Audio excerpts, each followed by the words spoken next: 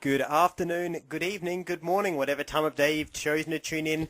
And however you have tuned in, we thank you here from the Batcave. I'm your host, Red Thunder, Adam Gerard, and joining me as always into this quest into DC, Marvel, vampires, and Wesley Snipes' amazing haircuts are the Honey Badger Terry O'Neill. Damn kids, get off my plane.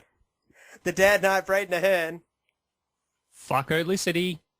And Matthew, don't call me Matty the Previe, Richardson. G'day.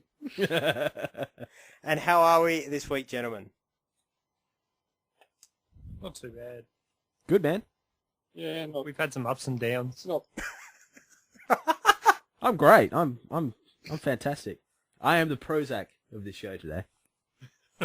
I'm a stewing pot of hate, but I'm alright. So Oh. he's the enema. Excellent. We are the Alpha and Omega, the end and the beginning.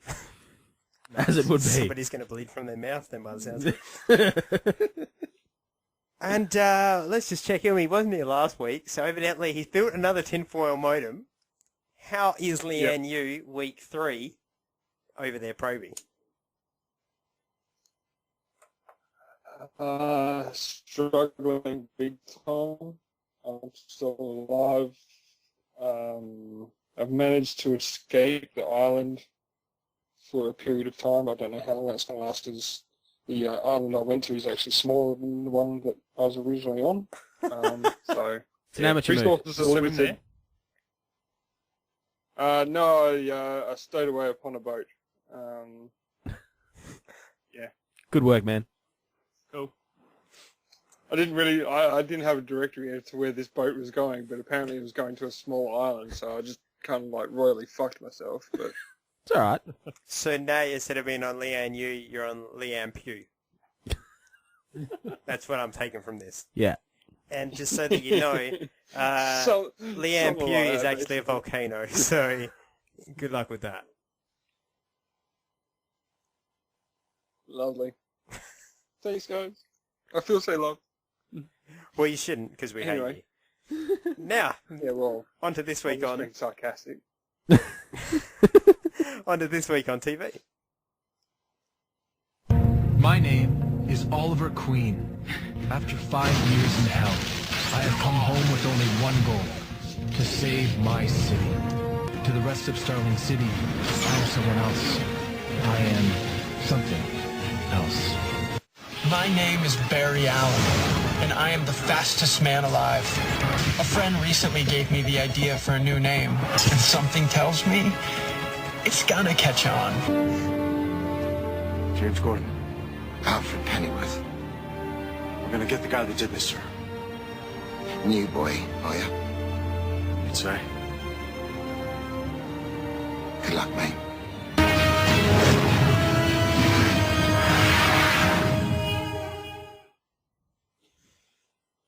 Not bad. Not bad at all. No Gotham this week, though, unfortunately. But you know what that means? No Proby talking. No, that means Fish is still dead. That is true. I wish I could play the sound clip we had last week, but unfortunately we only had the rights for one show. episode. Yeah. So And I our guess budget. instead what we'll say say amen to Jesus. Say amen to Jesus. So that Doesn't means... have the same ring. Yeah, she said that.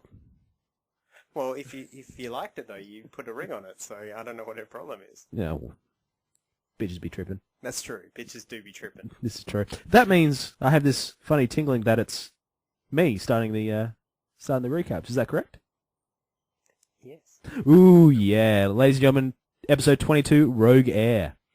Cisco discovers that Wells has been supercharging his speed while he sits in his wheelchair, lazy bastard, which is why he's so much faster than Barry.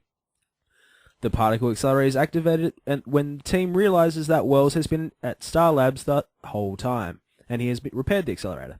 While investigating, Wells escapes, but the team is able to find and rescue one Eddie, who is disillusioned after Wells has showed him that Iris marries Barry in the future. No big surprise there. Eddie later tells Iris what he knows of the future and ends their relationship, boo-hoo. Worried that when the accelerator reaches full power, the metahumans imprisoned inside will be imprisoned inside will be killed. The team decides to relocate them to the Argus prison on Lian Yu. Oh, you're getting some friends, Matt. In order to step up, set up a safe transport, Barry is forced to go to Leonard Snart for help. Snart agrees, but only after Barry erases Snart's criminal record and history from the CCPD database. Snart then sabotages the transport and allows the metahumans to escape. Wells arrives back at the lab just as the accelerator fully charges. Barry, Ronnie, and Oliver all meet up outside to fight Wells. After each tries battling Wells individually, they coordinate efforts and Oliver finally stops him with a nanite injection that disables Wells' speed. Courtesy of Ray Palmer. Ray Palmer. I'm Batman now. So that was Ep 22. Ladies and gentlemen, the floor is yours. I like this episode. What an episode. There was so much going on. I just have one thing to say, and that is this.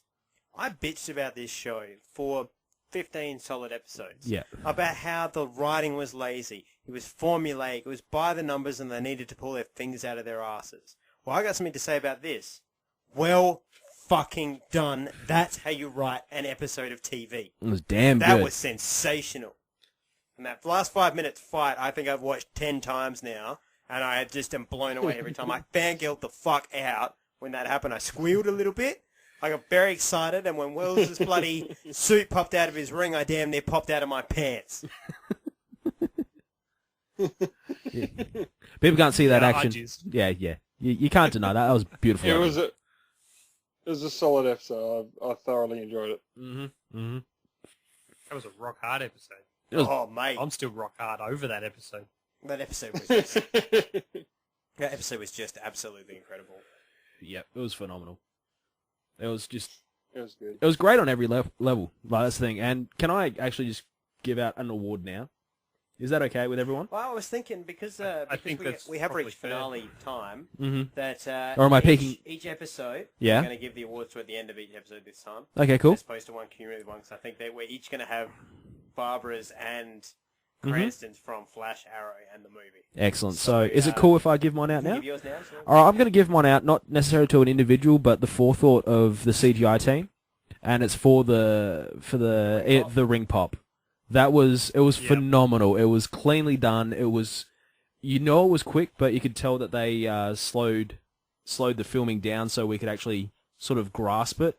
And it was just, and the way the suit came out, and just everything about that 10-second scene was perfect. So that's my Cranston. That scene gets my Cranston. It was phenomenal. That's a good one. I'm going to wait. I can't wait till I Barry got a gets nice that little ring. surprise to go with my Cranston. Oh, okay. Ooh. But Cranston with an Aaron Paul? First of all, let's you'll have to wait and see. Ooh. Don't be a premature butter with my awards. I'll do what I want, thank you. I'm an independent black man who does what he wants. Diggle. So, Braden, what do you think of this? I don't know what to say. I love this. Yeah, I did. I love this show. This episode. It was just there was so much going on. Big plus to I've forgotten her name now. Iris for not being Felicity once again. Still great. Mm-hmm. Eddie good too. Sort of the way he goes. Well, I've seen the future. See you later, sort of thing. But you can see how his hatred for Barry's going to come along sometime in the future. Captain Cold. I love him. He was that whole sort of plot twist there, the double cross thing. That was great. Well, he is kind of a scumbag. Yeah, he is a scumbag, but it was just there was so many characters and villains in this episode. Yeah. They pulled it off. They really did. There was so much going on, and it just went so well. And Wells coming up towards the end, that cocky bastard just walking in through the front gates. I reckon it's part of the plan, though, getting captured. Something tells me that's part of the plan. I did love the fact that they basically told us we never have to worry about Ollie dying. Yeah, pretty much. So I was just like, cool. Yeah. Cool, 86. 86. It's good. Good figure. Yep. I loved everything about it. I can't pick a bad point. I don't think at all. I'm going to struggle to pick a Barbara. Oh. I don't... Ooh. I'm scanning. See, I've The got DA. one. I'll probably have... The DA of the Central City DA is my Barbara. Yeah, that's fair. Yeah. So Matt, over on Lian Yu, Were you able to get access to some sort of broadcast signal so you could catch this? He's got Netflix. Yeah, Yeah, but he gets charged 10% every time he uses anything on Netflix. I managed to hack a signal off another island that is Leanne sort of off Moo? to the right of where I am at the moment. Yeah, that would be Leanne Moo. That's There's where actually- the cows are. You went to the wrong island, mate. Alright. There's beef there. there Yeah, was the next a island over satellite- actually has internet. Yeah, and they, like I say, their major export is cattle. So there's all kinds of beef and shit over there. You're a dickhead, mate. You went to the volcano for like no reason. In fact, I'm pretty sure you could swim across. But what did you think of Flash this week? Since you hacked into the Leanne Moo television signals. I'm gonna hurt you guys when I get back. I swear to Christ. If you get back. But anyway, I will get back. Don't worry about that. I am coming back with a vengeance. Anyway, yeah, Flash, fucking amazing. I can't believe, the last 2 episodes of Flash have been really outstanding, especially, that last one there. And is it, we have one more before the season finale, is that correct? We do indeed have one more. That's going to be spectacular, I reckon. But yeah, again, having difficulty trying to pick out a Barbara. I mean, the Cranston, I'd probably have to give Barry Allen the Cranston this week, just because he grew some balls to try and do something. Like he wasn't, Wells, I can't do it. What do I do? It was like, this is what I've got to do. And he even stepped up to Joe as well. Joe was like saying, no, you can't do it this way. You're not that kind of hero. You're not the Arrow. But you're not the Arrow. You're not Batman. Who? But he had the balls. He had the balls to try something different. Yeah. Yeah. Which is good. Very fair. And that's sort of leading towards Barry becoming the center part of that group, as opposed to just a side support character. As opposed to just being a probie. Yeah. Yeah, pretty A much. one Glover. Yeah. Yeah, exactly. So yeah, I don't know if there's two separate. You've got the Paul Allens for when you got two Cranstons. Is there one for Barbaras when you've got two Barbaras? Could I give one Barbara ovary and to one person and the other Barbara ovary to the other person? I would say that being Barbara Gordon, she is kind of psychotic enough that she probably has a split personality now. Fair. So I think you can give out two absolutely. comfortably under the umbrella of just a Barbara. All right, Barbara. Going to the what's her name? The one that Joe went towards to get The help. DA. The DA. Yep. DA, the DA. One to the DA and one to Eddie. Oh. He did act like a bit of a sook. He'd been He tortured did. for the better part of a fortnight. Give the fucker a break. No, I don't think he wasn't No, tortured. but Of course it was torture. You don't have to physically torture somebody to torture them. Oh God. Okay, cool. But having a little sook over a piece of technology that you have no idea what it is, where it comes from. Yeah. You have no idea about the character that's showing you this. You don't know his history or anything like that. You just know he's a fucking evil cunt. How do you not know that he's just throwing you something to piss you off? And then he's just focusing on the whole point that Iris marries Barry and he's having a little girly fit over it. I would say he's more being a man there because he's been like, there's no point in having this relationship. You are going to marry Barry, and that is very clear to me since the day I've known you, you're in love with Barry. Yeah, so in some ways, I respect him for that, but I can see where you're coming from with the whole, life's too hard and bleak. Yeah. It's kind of funny, though. It's interesting how he sort of self-admits, I know you're in love with Barry, but, I'm a tall blonde. Maybe I can love you through that. Maybe I could fuck the what was Barry out of you. the phrase Well, he said that that, didn't Iris was throwing around? Sorry, what was What that? was the phrase that Iris was? What was the phrase that Iris was throwing around when Eddie first came in? Was it Officer Cutie or? Detective Pretty Boy. Yeah, Detective Pretty Boy. Yeah. Yeah. Yeah. Yeah, it's a pretty boy meltdown. Yeah. Well, this is probably the first time he's ever, like, not been, like, the hero Yeah, of that's his true. fucking high school team. Yeah. He's probably the high school football captain. Yeah, that's true. The homecoming now, king. Yeah, and now shit's, like, getting real for him. But In fact, He Eddie did say that probably he didn't never had a have too chick many break up friends with when he him. was That's the growing other thing up. as well. What'd you say, Matt? he did say in one episode when Barry, he was talking to Barry that he didn't have too many friends when he was growing up. Oh, the boxing So- episode. Yeah, well, it's hard to be. Yeah, it's hard to 'cause have friends when you're the jock walking around giving everybody wedgies and shoving them in lockers. That's true. Crimea River, you 6'2", True. Aryan looking douche. Son of a Are rich you man. talking to me? No, we're talking about you're Eddie. talking about Eddie. Oh, okay. If I was talking to you, I'd That's say all right something then. much worse. Eddie has the power to arrest. Thanks. All right, well, that brings me. I'm going to hand out my awards for this episode. Mhm. Now, for my Barbara, just because I didn't understand it, I've given it to Caitlin Snow Oh. for just one simple line read, and that was Ronnie. I just was like, what was the point in that? Yes, you would I've never Terry doesn't get to my house and I go, Terry. You did this morning. Yeah, I bet you do. Shh. Oh, wait, that's when you rolled over. What happens on footy camp stays on footy camp. Now, on to my Cranston. And all I have to say is this.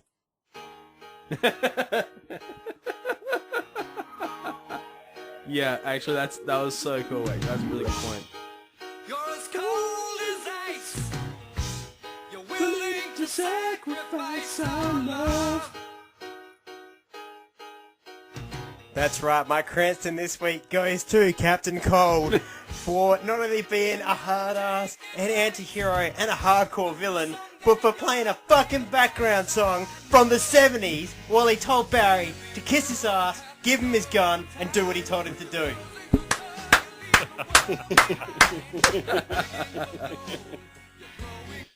So that's my Cranston for this week. Nice. Nice. Well, I'll give out mine. I haven't given out mine yet. Who are you giving it to?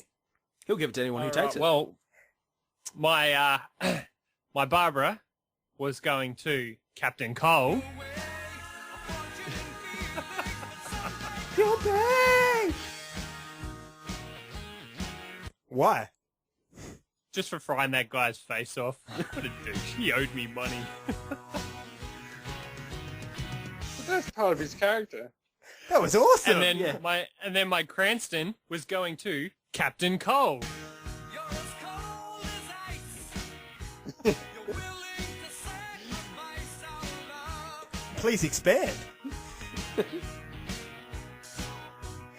He's digging the Billy. He's digging too much foreigner right now. You want paradise. I'm just trying to give him some background music. He's not enjoying it at all.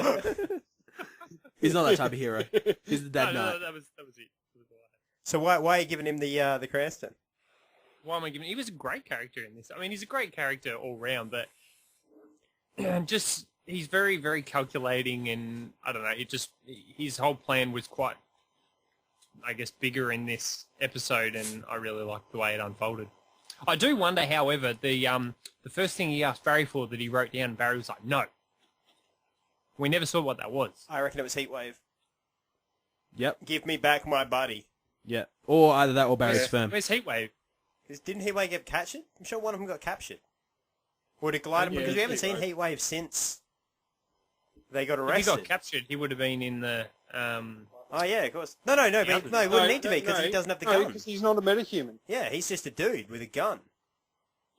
He got put into the Joe put him away Did he? in the prison at He'd be in reckon- Iron he got- Heights. They both got put away, and they both broke out. Remember? But where's Heatwave then? Because she's been Oh, running no, around with his Heatwave- sister. But so that's what I thought it was. I thought it would have to be give me back my buddy, and that's why he's like, no fucking way. Oh, Yeah. I'm going to give out an Aaron Paul as well. Are you giving it to Captain Cole? No. Oh, I'm giving it to Cisco. oh hey, before you do that. Nice. Someday you'll pay the price, I know. I'm giving it to Cisco for making the golden glider all wet in the panties. Yeah, she did like her a bit of Cisco, didn't she? She loves that I'm Spaniard. really hating being one of the bad guys. No, one of the good guys. Yeah, that's right. This week I hate being one of the good guys. I'm like, and I'm okay with that fourth wall brag. That's fine. Yep. But yeah, Aaron Paul to Cisco. There was another moment in this episode. It's not worthy of a Barbara, but it was a moment that I was just looking at. I was like, what? What? Why? Chip, why? You went full walking. Never go full walking.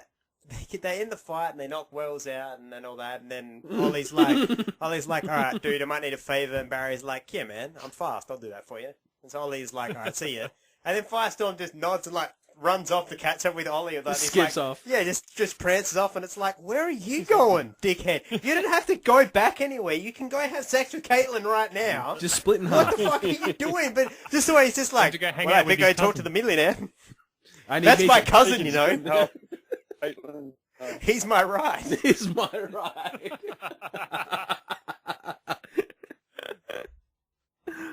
Just didn't understand that at all. It was a really comic book episode when you look back at it. Oh yeah, It was great. and I love the fact as well that like you can see that Ollie has had league training now because he just hands it to Reverse Flash. Yeah. The stunt boys, like, once again, I mentioned it last episode, but the stunt boys do so well. Yeah. They do so well. That fight scene, that 3 or 4 minute fight scene, you know it's been coordinated over weeks. Yeah. And it's just, and you can tell all the stunt guys because you never clearly saw their face and all that sort of stuff. And it's great to watch quality, almost, I want to say theatre because there's no CG involved. Theatre stunt work. It was great. It was phenomenal. It adds a texture of realism to it. Absolutely. Yeah. So I just, shout out to my stunt boys. All 3 of them that listen. Oh. Thanks for keeping the world stunty. Now, hang on, if there's 3 of them, does that make us in the top, like, 120 of stuntmen podcasts? Yeah, absolutely. All podcasts amongst stuntmen? Yeah, absolutely. I love it. I Yeah. love it. Yeah. Any further thoughts on the Flash before we throw it over to Arrow? Nah, loved it. Yeah, no, we good. Loving it, loving it, loving it. I'm Loving it like this. Braden, give us Arrow. All right, I didn't write anything this week, so I'm just going to wing it. So we've got episode Du- du- 23, our du- season... du- du- du- Herp.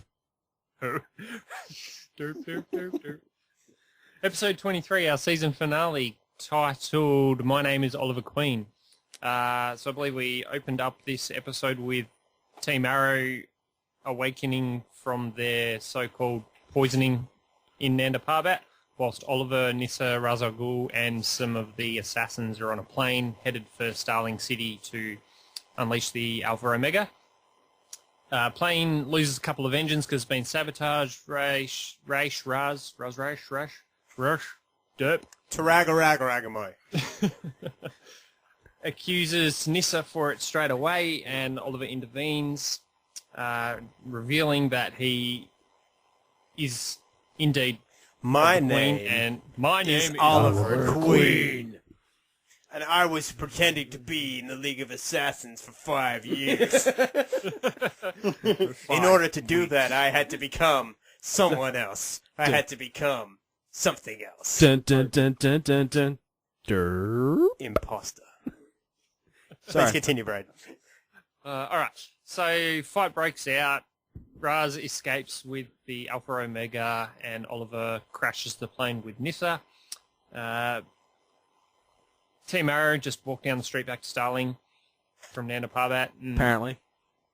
Apparently, and in Ray's building place. Oliver and Nissa come in, and there's a slight argument. They talk about how he was going to release the Alpha Omega, and they come up with a plan to try and find him and stop him. They find out that, I've forgotten his name, Damien Dark is in Starling, and they plan to trade Damien for the Alpha Omega. That doesn't work. Damien's gone. Raz tells Oliver that he's got 4 vessels of the Alpha Omega.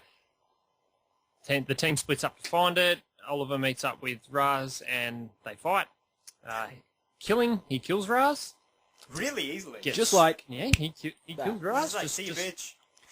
I have a point to bring up. following that, gets shot off the edge of a dam by the police department. SCPD. And fucking Felicity flies in the Atom suit to save the day. For fuck's sakes, fuck, shit, fuck. Swear generator, please. Shit, fuck. Bit of bitterness there. That's just to calm your brain. I'm trying to bring you back. No, that's Come back to us, bro. Come back. and to be completely honest with you, I want to end the episode right there because the rest of it was fucking garbage. Nah, come on. Felicity, I want to hear the Felicity. recap. I wanna No, hear the come on, recap. finish it. I can't remember what happened. Neither can I. I'm sure it was great. Tell It me. was the best episode ever written of any TV show, so what happened? Even better than Dawson.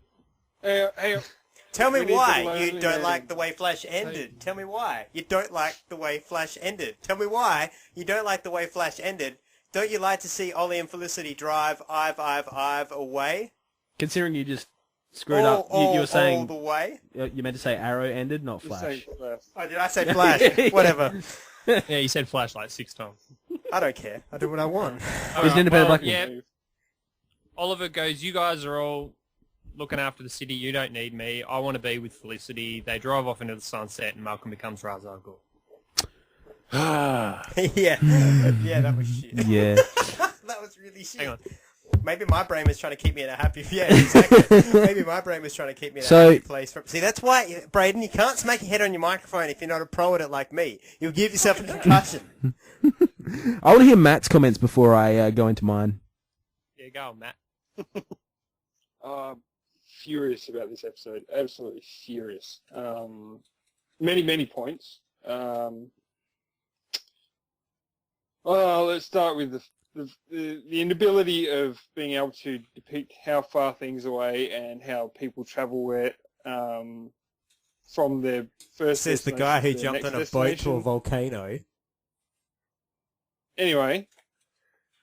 Yeah, but I The end didn't of Parbat's fucking go, oh between yeah, Central City and hang on, Charlotte City. hang on.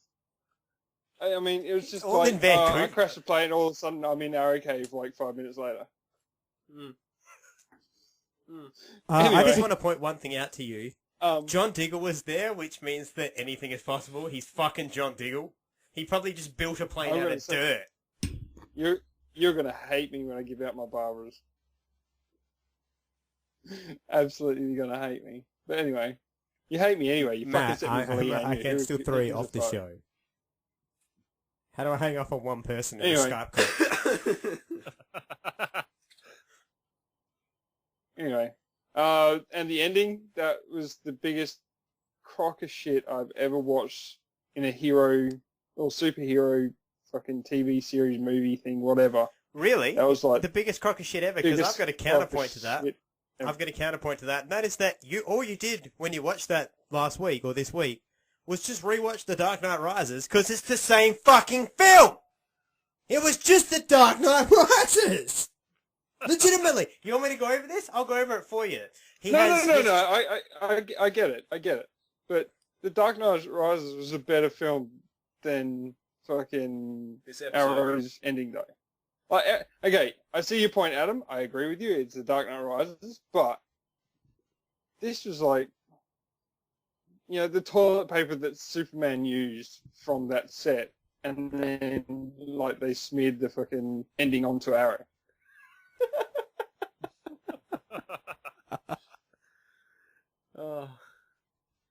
If you take Felicity out of this episode, this was a very good episode.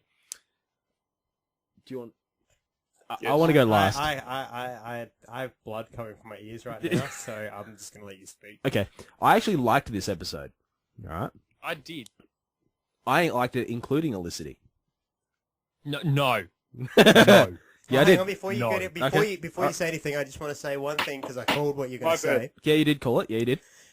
During this week, right after we watched the episode, as fans of From the Batcave will know, or FTB as we like to call it here in the hood, fans of FTB will know that we have a little private chat between the hosts. We talk about things during the week and try to piss each other off before we get onto the show. During the week, I actually called a hashtag for next year that I want to make happen, and that is hashtag Kill Felicity in Season 4. So if you out there would like to see Felicity die in Season 4, hashtag Kill Felicity in Season 4. Over to you, Ted. Now, this is my theory. All right. So they've officially said that Oliver is going to be Arrow is going to be a much lighter show next season. All right? Yeah. Or remarkably lighter to what it was, yeah. but not Flash levels of light. Yeah. So put it this way: you've had 3 years of, or say two seasons and 22 episodes of Oliver just not having a happy ending whatsoever. He gets his happy ending. So next year, he and Felicity together, everything is rosy. He becomes the Green Arrow. He's lighter. I mean everything's Felicity. Everything's Felicity. Right. Then all of a sudden, you rip Felicity away from the show in the form of killing her off. Now, what then? I don't know, comic book lore. You may be able to insert some information here from the lore. What would be the next dark path that Ollie goes on?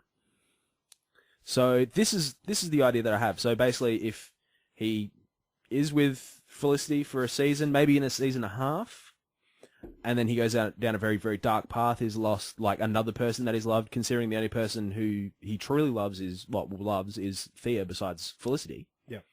You rip one of those away from him, what happens then? How much of a bender does he go on?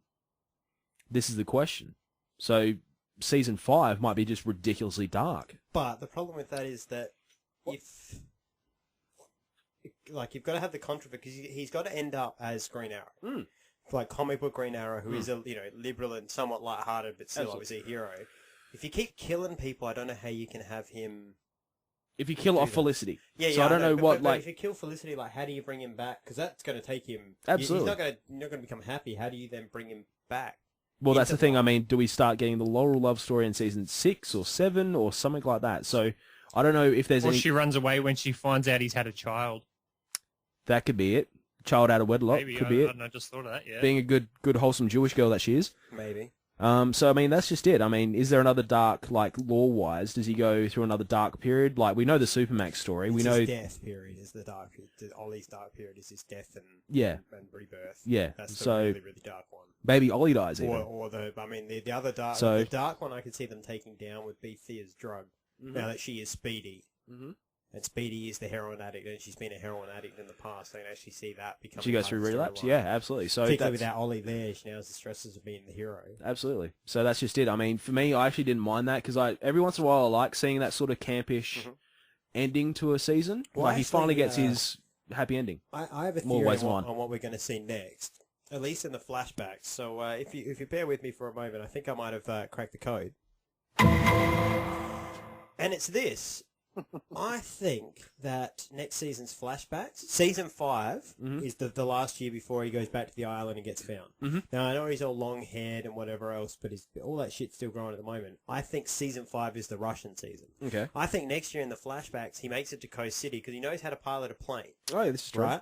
You would learn to pilot a plane off of somebody who already knows how to pilot a plane. Yep. Since they love introducing these characters before they become anybody into this story, particularly back in the backstory, I think Ollie goes to Coast City and becomes friends with a fighter pilot who's probably a little bit older than him, but goes by the name of Hal Jordan. Excellent. The same fighter pilot who disappeared, I believe, in the dialogue in The Flash. Yeah. So that's my theory. I actually think that, I've cracked the code on that, and if I'm right, this will be my reaction come next year.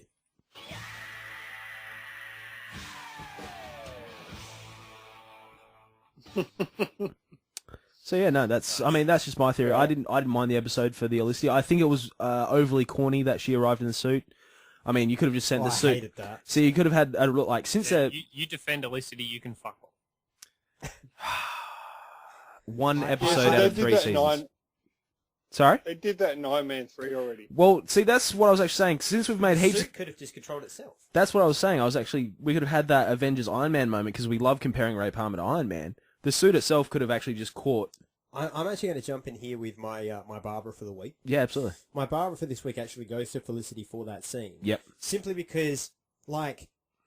Oliver Queen is prepared to die to save his city. He's been prepared to die for all fucking 3 seasons. Absolutely. This time he actually goes in with the sole purpose of, I was prepared to die. He told her earlier in the episode he was going to take the plane down and not come back. Mm-hmm. Now he's prepared to go take out Raz and not come back. That's what it means to save the city.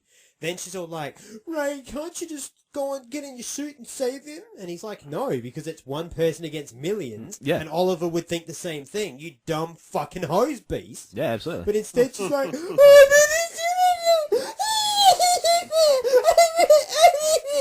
And so fucking she flies off in the suit, which is a joke to begin with because Yeah. the suit isn't built to hold her, so she's going to be flopping around like a tuna in it. So that's partly dumb. But still, I don't understand. Yeah, Ray could have been like, well, or why she couldn't have sent an empty suit, Yeah, absolutely. piloted from the, had an earpiece in it. Yeah. The thing could have opened. She could be like, Oliver, get in the suit. I'm flying you back home, and flew him back home from a computer. Yeah. Because doesn't she, like, love working with fucking computers? See, that would have made more sense. See, that would have made heaps more sense. I agree completely on that scene. It was stupid. Yeah. But, like, overall, You're I gonna didn't have a hemorrhage after this episode. bleed from the mouth. Yeah, like, overall, I didn't mind this episode, including Olicity. I didn't mind it. All we get is happy ending. I'm happy for him. But next year, it's going to be very different. So, it's going to be a different season. What I don't want to see is another season of Ollie versus the League. I don't think it will. You won't. If that happens, That's not going to happen. I think Malcolm is now just the race that we would see in Batman's universe. Yeah, absolutely. I think he is now Ra's al. Malcolm Merlin has no longer exists. We now have Ra's al Ghul. the Ra's al Ghul. Well, it makes sense because he's dead to the world. So Yeah, Yeah. exactly. I mean, this episode was full of little bits like the way Ra's was killed very easily, but it was exactly the same way that... He was so sad when he died too. Yeah. Ollie killed Ra's in the same way that Ra's killed Ollie on the top of the mountain. Yep. He killed him by he took the Ra's. He took the mantle of Ra's from him. Yeah. And Malcolm, how he quoted, he actually cited the prophecy beforehand. Like, he Yeah. was tortured at the hands of... He survived the blade. Yeah. So... I thought the same thing. I was like, Technicality, yeah, but yeah. Yeah, absolutely. Malcolm was right. Malcolm is probably who was destined to become Ra's. It made like That once makes he more got sense. It, I was like, that actually makes a lot of sense. Makes perfect sense. And it makes sense now why as well. The League would still be somewhat evil, but they probably would leave Oliver alone because I think Malcolm does respect. Yep. I don't think he's lying when he says, I do think of you as a son. Yeah. Malcolm just has a fucked up way of loving people, but Yeah. he does actually think of Oliver as good as his kid. Absolutely. Plus, Thea's there, so he'll stay away from Starling. Absolutely, yeah. Absolutely. Yeah, absolutely. I do like the fact that Thea wanted to call herself Red Arrow as well. Thea was awesome in this. She's Yeah. incredible. My crush for Willa Holland deepens.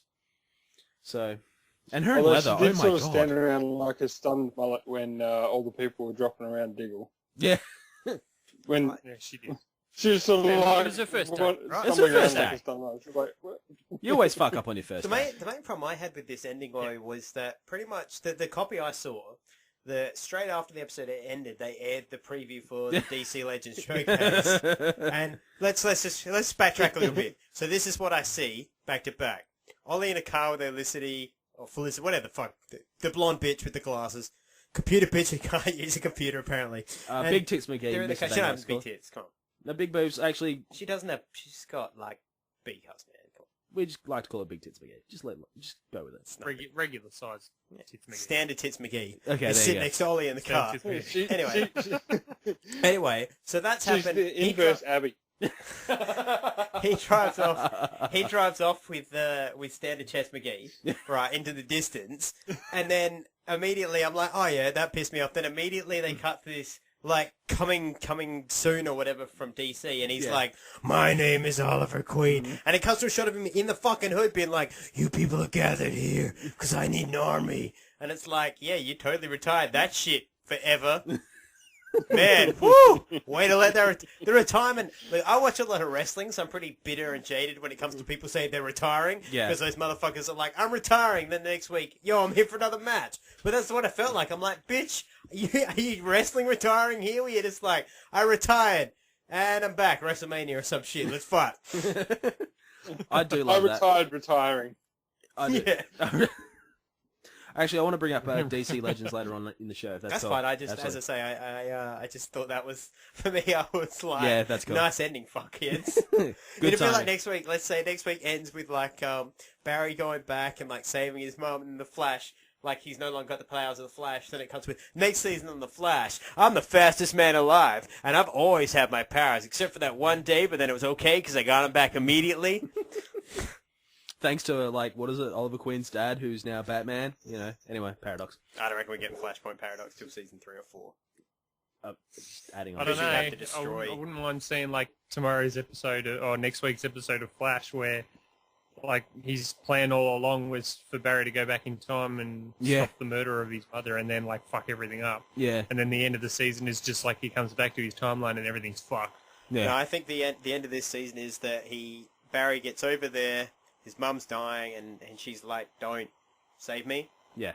What you have become is so amazing. I'm so proud," and all that. And he gets back to now, and everything's kind of cool. And Ronnie and Caitlin get married, and then Ronnie dies, and Caitlin becomes Killer Frost. Probably somehow might even involve Heatwave and Captain Cold. I don't know. I can just see that just because it's fine. Anyway, And then Barry's dad gets out of prison, and Yeah, he they finds get a out hat in the closet, and is actually Jay Garrett.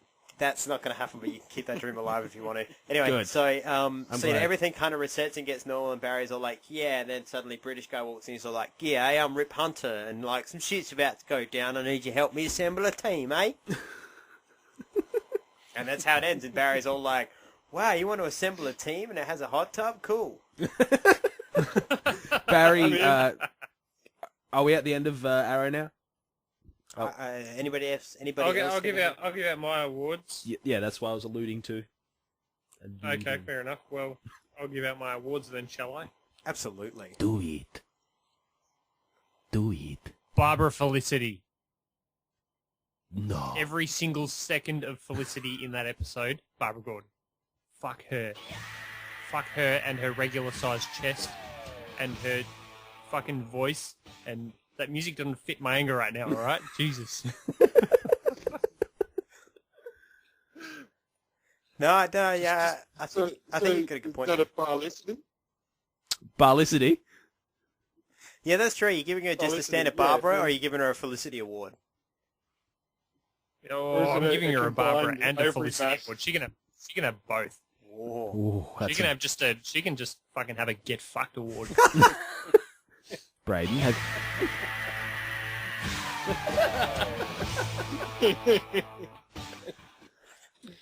Yeah, I'll agree with that. That's fair. That's why I'm going to hand out my Barbara. And here's a shocker. I'm not giving out a Barbara this week. I'm once again giving out a Felicity Smoke award for massive amounts of slut baggery. I thought it was hoe-baggery. Ho-baggery. Hoe-baggery, slut baggery, she's all the bags. You know... Normal-sized tit baggery. And I'll tell you this much about fucking Felicity. What?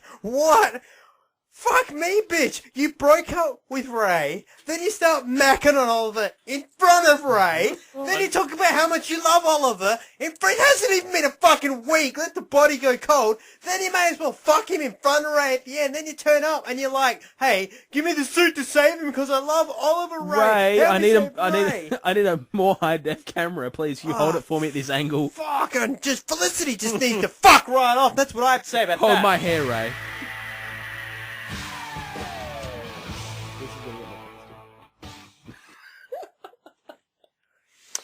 Wow. So that's my Barbara Felicity. That's Let's fair. keep going around the circle. Who else has got a Barbara?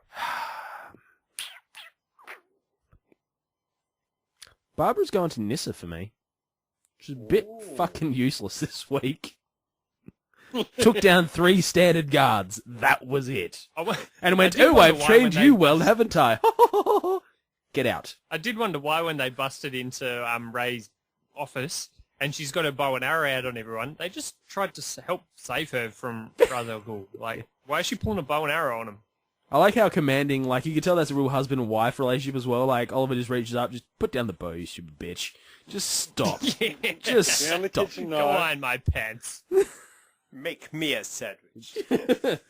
Blowjob and pizza. So yeah, Nissa gets my Barbara. Matt, who you got? Again, you're going to frickin' hate me, but it's going to Diggle. Because in the previous episodes before where Diggle and everyone else are planning a save Oliver moment and kept Oliver out of the loop, Oliver was pissed off at the end, but he was like, "You know what? I saw the point." And he hasn't been able to get past one little thing. And keeps, "No, I can't trust you, Oliver, now. You Thing? Dude kidnapped his wife in front of his daughter. He left his Yeah, baby but you- abandoned in a fucking house. He rolled out with his wife and was just like, this kid can take care of itself. It's black. It's It's a diggle. It's a Diggle. He probably knows how to kill by now. Has bigger arms than Barry. It's already bigger than Barry. Bigger than Barry. Probably faster as well. You're a dickhead, Matt. Put that in comparison to Felicity, who throws tantrums for fucking 6 weeks over nothing. I want to counter Matt's At point. least Diggle still works with the team. She just stands there and fucking stomps her foot. Well, he said, I don't know, No. at the end of the episode, he said, I'm not sure that I will. I want to counter He's Matt's not point sure with that he'll get this. through it, but he's still there to save the city with him. Diggle's getting an outfit, a costume, an outfit. All I'm saying is this. I'm going to hand out my Cranston for this week. My Cranston goes to John Diggle. Do you want to know why it goes to John Diggle? Matt, do you? I'm going to tell you, so shut up. This is why it goes to John Diggle. Because, yeah, I like the fact Diggle has the balls to punch Ollie and just be like, fuck you, I never actually got to hit you. Now I get my fucking shot in, you're a dick. Ollie's at the end all like, oh man, my city's in safe hands and I know I recruited you into all this and I pepped you up and I acted like a leader, but now I'm just going to fuck off and fuck this bitch in France. Of course Diggle Alfred was like, I'm out, I'm not watching. Except this was better than Dark Knight, because as opposed to Dark Knight Returns, where Alfred's like, I don't want to watch you, Master Bruce, I don't want to watch you die, I just want to watch you in France. And Diggle's like, I don't want to see you in France, dickhead, I want to see you protect this fucking city like you wrote me into doing how many fucking years ago, dumbass. Eat a dick, you stupid fucking idiot. But no, he doesn't say that. Like a man, he gets up, he takes his coat, and he leaves without causing a fucking Felicity scene. And you're handing out a Felicity award to this man? No, I say, he deserves a Cranston, and shall get it, he will. Oh. And Diggle, being the man of the year,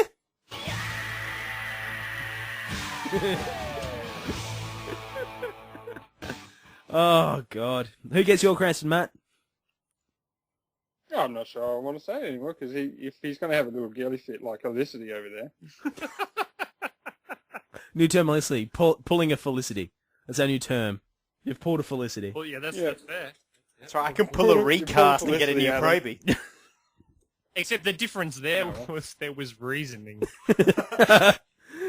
Who's your Cranston, She Matt? just throws fucking tantrums. Just rip it off, just like a Band-Aid. Just do it quick. Cranston, Ray Palmer. Because he was like, you know what? You're being a bitch.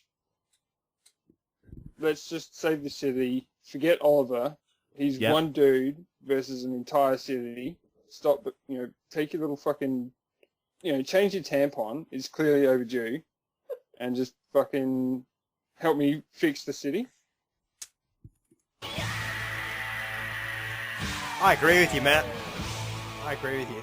Yeah, I Ray agree. Palmer was sensational. Plus that ending of like him clearly getting nanited to the max with that explosion. That was great. Marvelous. Yeah. It was- yeah. Oh man, maybe I was messed that up. Whoosh. It's just like, I love how he's got that clumsiness about him still. Like, He's clearly a there's couple scientist. episodes, He's I just a think, science geek. And when he partners up with Cisco in Flash, Yeah. it's going to be Well, awesome. he needs a lab now. His lab's destroyed. That is true. And if only there was a state-of-the-art lab with all the greatest equipment sitting empty, collecting dust, where he could go and keep performing his experiments and Yeah, become in the better future. Adam. Wait, let That'll me... be in the future. No. Yeah, in the future, season 2, as in next year. If it had Star in the title, it would even be better. That would be amazing. Be coincidence, wouldn't it? And if someone was there, they could make up supervillain names for as well. Yeah. Yeah, I like where you're going with That's this. gonna be good. Oh my God.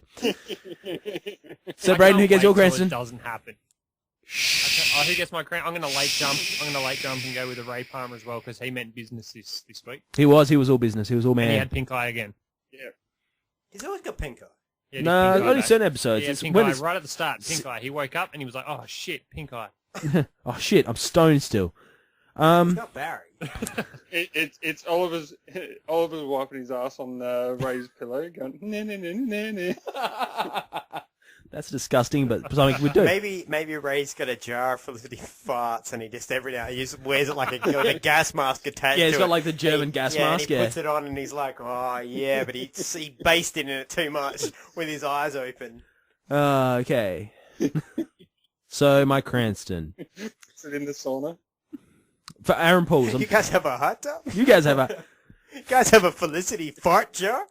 Cool. That was a fantastic segue to my first Aaron Paul, which is Barry Allen, for the best fucking entrance ever. Oh, this is like a real prison. Wow, this is like an actual Oh, dungeon. actual dungeon, that's it. Hey, Barry, thanks for giving out my secret identity. Identity. You're a villain. Welcome. Fucking Felicity. Oh, God. No, One Barry... reason Felicity deserves a Felicity. You guys have a hot tub? That's why he's getting an Aaron Paul. Just for that entrance. What's that? Oh, just waiting for the thunder. That's all. And boom, Barry. Yeah, and he's like, there were 30 guards. I took care of them. It's all good. My second Aaron Paul goes to Ray Palmer, just because he's the lovable goofball who went all serious mode today. Simple as that. Yeah. It's just... You can't argue with that man. No, you shouldn't. You shouldn't. It's not advisable. He's smart and he's big. Yeah, and we're not always big now. He'll be No, small. now he's small too, but yeah, he could cry. But soon he'll be able to go big as well. But at the same time, if he goes that small, you piss him off enough. Like, haha, you're small. Urethra. Up your urethra like a penis fish. And Have just, a boxing match on your bladder. yeah, or like go right through down to the testes and just beat the shit out and use him like a speedball. And then all of a sudden he'll like go to full size again and burst your nuts open. I was more just picturing him going into the testes and like riding the sperm like a And all of a sudden, and all of a sudden, Then, all like, of a sudden, what, he's in Oliver's now sterile. Makes Ollie sterile. He's in Ollie's balls just waiting for him to nut into Felicity. Then he's like, yeah! I'm going to knock this bitch up and fuck up Ollie's life. Woo! right, using like the reins on one semen while he's like destroying all the others. Yeah, he picks the one semen that won't produce a good-looking child, blasts through the condom and into her. Yeah, he picks the one that's swimming like in a circle. And he's like, yep. How to fuck this shit up. Ollie has a Yep. Oh, God. And then he'll be like, I'm going to name him Arsenal. Once I hear him start talking, he'll be like, dead on. Dad, I want to let the bit of arrow too. You only have one leg, son. I can't be leggy. Oh. That's what we need. Season 5, Ollie's one-legged son leggy. I should be writing for this show. Better than fucking Felicity. You know what? If he has a daughter with one leg, call her Eileen. So that's even better. Got a mate with a shovel in his head named Doug. All right, well, that brings us to glove ratings for TV this week. And what are you guys handing out for Flash and for Arrow? I'll take point on this one. I'm going to give it a pair of 4 gloves and 3 fingers for both of them. Wow. Oh, each, I should say. Each, not both, each. Damn high-quality episodes. Ending of Arrow could have been a bit more solid, but I didn't mind the ending. That's just personally me. Flash, yeah, was solid. So, yeah, they're both good episodes. Good answer. Good answer. Of course it is. I said it. Dumb shit. Oh, for Flash, I'll give it 5 gloves for Flash. Whoa! Loved it. And I'm going to give 2 different ratings for Arrow. Pre-ending and post-ending? With Felicity, 1 glove. Without, Yeah. 4 gloves, 3 fingers. Okay. Fair. Matt, what do you got? Fair. I'm going to give Flash the almighty, the wondrous Golden Glove. Good answer. Oh, It's just fantastic episode. Like really, like I think Adam said it before. It was like harping on about how shit and how slow this episode is. Oh, this TV series is, and like last 3 episodes, they've really Ever since they kind of told us who Harrison Wells is, it became a really good show. It's almost like I called that a while ago. Yeah. Did you watch the show? Did you share the TV with any natives over there, Matt? No. Are there any natives? They're busy trying to eat him. No, because I'm not like, you know, I'm not like, I don't have the convenience to share it out to other people. I'm just hacking into someone else's shit. You could have just said, like, it might be the you don't have Navy shit that friends. I'm hacking into. I don't know. Fair enough. That's fair. That's fair. All right, I'll hand out my awards for this one. I'm going to start with Arrow. 4 gloves. 4 gloves. I enjoyed it. Diggle and Ray get most of that glove action. I just got to the end, and like I said, I'm like, it was a shit ending, and then literally within 3 seconds, I'm like, ending didn't mean anything. They're off in Venice. Didn't mean anything. Literally, he clearly comes back with a suit. Yeah. Didn't mean anything. But on to The Flash. You ready? This is the highest rating I've ever given to anything. I'm giving Flash the Glove Factory. Damn. Whoa. Because, hands down, Big glove. that was the most enjoyable thing I have seen on TV in I don't know how long. Mm. I don't fangirl out, That's and good. I don't lose my mind over something to the point where I'm like, I'm just going to watch that on repeat. That was fucking phenomenal. Yeah, I watched it more than a couple of times, yeah. So Yeah. the Glove Factory. Yeah. Tomorrow, next week's episode will hopefully blow our brains out. Yeah. I don't know if it can get Yeah, better than I'm that. gonna have brain aids from like overload, not from shit. You'll have brain shaggers back. I watched the last episode and now I can't talk. So you're going to be Oliver's one-legged son. Something like that. Oh, speaking of which, I give 3 gloves to Arrow this week. Okay. Oh, nice. Now, Matt, I understand that this week, even though you're on an island and you weren't enjoying yourself, you were finding that life was getting very uncomfortable and very, I guess, hurtful because, well, let's face it. Ah, my nipples, they hurt! They hurt when I twist them! You got some twisted nips, Matt. I do have a case of twisted nips, and it's almost been like Ray Palmer super suit nipple twisting, I Shit. reckon. So they're off. They're Yeah. gone. Yeah, there's bleeding patches where my nipples are. So and your the chest resembles a scabs Ken and the doll. scars are going to form new nipples.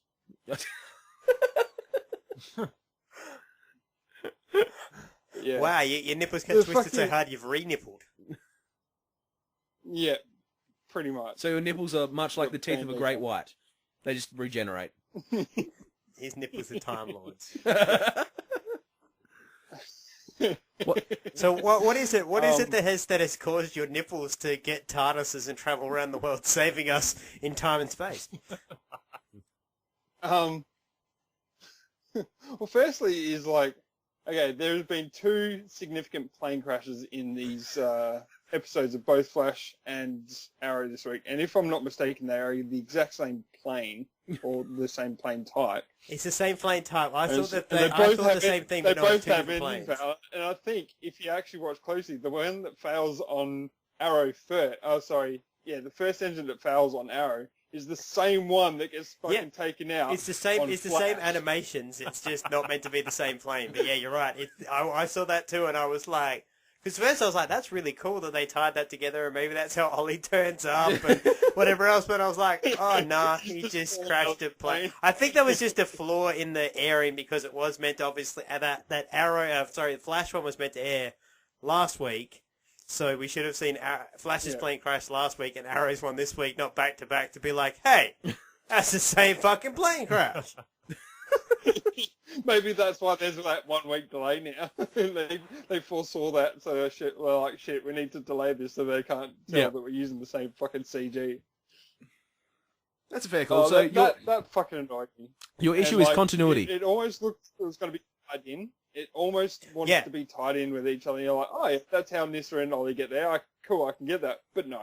Not only that, then fucking Oliver and fucking Nissa come out of the plane crash completely unscathed. League Like, armor. not even a fucking bruise on their forehead from when their fucking face planted the dash. League.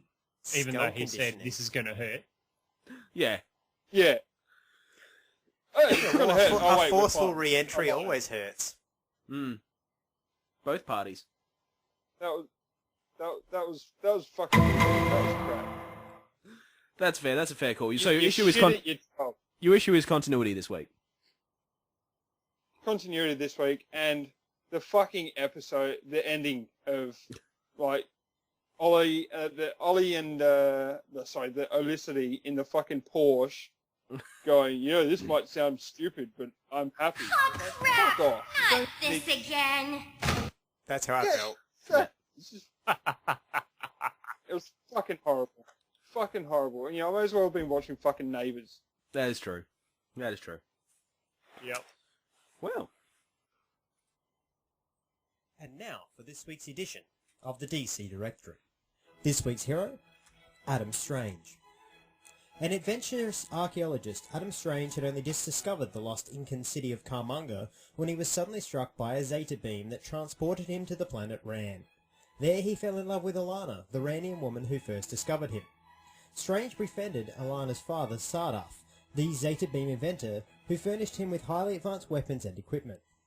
As Strange defended the planet from alien invaders and its own strange monsters, he was quickly recognized as the official champion of Ran. Strange married Alana and together they have a daughter, Aaliyah.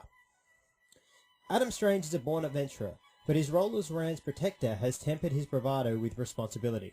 He is all that stands between danger and his adopted world, and he can't afford to take any risks.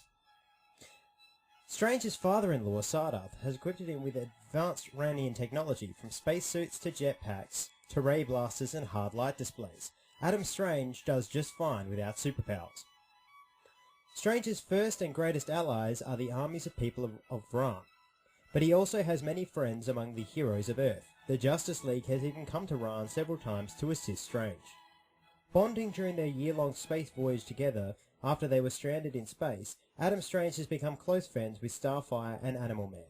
Strange occasionally fights threats to the galaxy alongside space-faring adventurers like Omega Man, the Legion, and the Green Lantern Corps. From the Tornado Tyrant to the would-be conqueror Khan Jar-Ro, Adam Strange has battled numerous threats to the planet Ran. On several occasions, he has allied himself with other heroes to battle powerful menaces like Starbreaker, Lady Styx, and the armadas of the Starro the Conqueror, the Thanagarian demon Onomar Sin, and the survivors of the destroyed planet Thanagar. And that was this week's edition of the DC Directory. Well, there you go, guys. A little bit of information about Adam Strange. I like this character. I really do. I mean, I think I came across him when I was exploring the Young Justice League series. I think he's in Series 2, where they have to take on, I believe it's Vandal Savage, is one of the main villains, and they end up traveling to Ran. So he's actually one of those very cool, very likable heroes. Yeah. Not because he has superpowers. He's kind of like He's a dude. He's a dude. He's like Oliver Queen, good at shooting bows and arrows. Good job. This dude, just generally good adventurer. He reminds me a lot of, in the comics, of Star-Lord. The Guardians of the Galaxy Star-Lord. Because he's just very much that, like, cool, I'm going to distract you and then I'm going to punch you in the face. Yeah, pretty much. He's a very cool character. What I've are you never doing? I'm distracting you, big turd boss. He's one of the lesser-known characters, Bray, but around the time of... bugger if I can remember which crisis, I think it was Infinite. I want to say Infinite. There was what was basically called the Ran-Thanagar War that ran forever, but any of the DC heroes that were space-bound, so like your Green Lantern Corps, Animal Man, and like basically any of them that could get into space, with the exception of I think Wonder Woman and Superman, or Superman, actually went up there, and there was this like 50-issue like craziness that ran with the Ran-Thanagar War. Wow. So it was, I guess you could compare it to, in the Marvel universe, the Scars, the battle that in Guardians of the Galaxy. Oh the yeah, Ronins, the Scar and whatever Ronin's people. Yeah, are, yeah. They have a massive war with each other. Yeah. It's basically the same thing with the Rans and the Thanagarians. Ah, cool. So that was a little bit. There you go. Hopefully, people at home enjoy these and take a little bit of new information away about these. Yeah. Sometimes lesser known characters. Sometimes, obviously. Oh, we'll get to characters. In the won't we? Bees, we'll get to a Batman. Who's that? I don't know. Okay. I'm looking forward to getting to Reverse Flash. Inverse Just so I Flash. can be like, fuck this. Which one though? Which Reverse Flash is going to be? Is it going to be the Rival, or is it going to be the Reverse Flash? Is it Dr. Zoom? Yeah. I think the Rival will come up soon. Might be under R. Might be under T. Maybe, you never know. We'll have a look later in the directory. Well, we'll get there eventually. Excellent. But for now, And now for our feature presentation.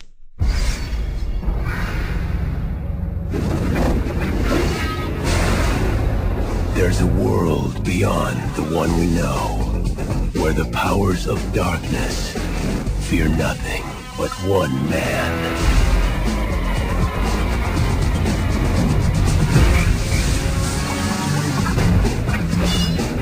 Stop! Blade. We represent the ruling body of the vampire nation. They're offering you a truce. They want to meet with you. You sure about this? They'll take us in deeper than we've ever been. Now, those he has sworn to kill need his help to fight a new breed of terror. They're no longer top of the food chain. Our forces are ready to fight, but we need a leader. Let me get this right. You want me to hunt them? For you? Ooh, so exciting. 5, 4, 3, 2, 1. Keep your friends close. Keep your enemies closer.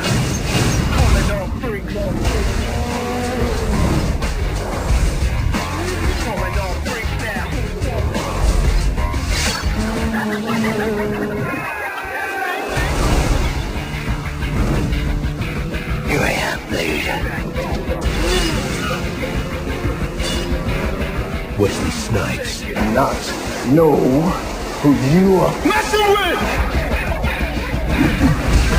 Blade 2.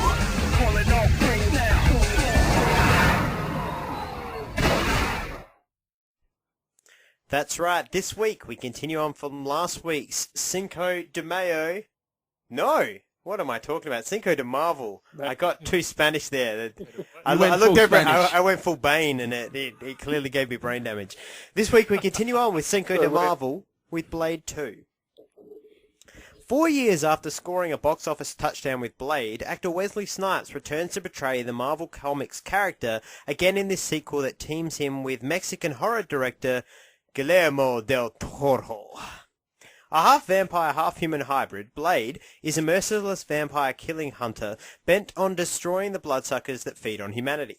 The keys to Blade's success are a serum that allows him to resist the urge for blood and an array of inventive, deadly weapons, both of which were once applied by his mentor, Whistler. Since Whistler's death, Blade has relocated to Prague and recruited the pot-smoking slacker, Skurd, to take his place as father figure. But then he discovers that Whistler is not dead after all. He's been infected with the vampire virus. Reunited with Whistler, Blade is dealt an even bigger surprise. His greatest enemy, vampire leader Damanuscus, wants to make peace with him. It seems the vampires are facing a greater threat than Blade and hope to persuade him to fight the Reapers, a mutated super race of vampires on a rampage of murder, indiscriminately killing both humans and their fellow bloodsuckers while sucking any victims dry. Blade agrees to a truce and joins the Blood Pack, an elite squad of commandos originally formed to fight Blade himself.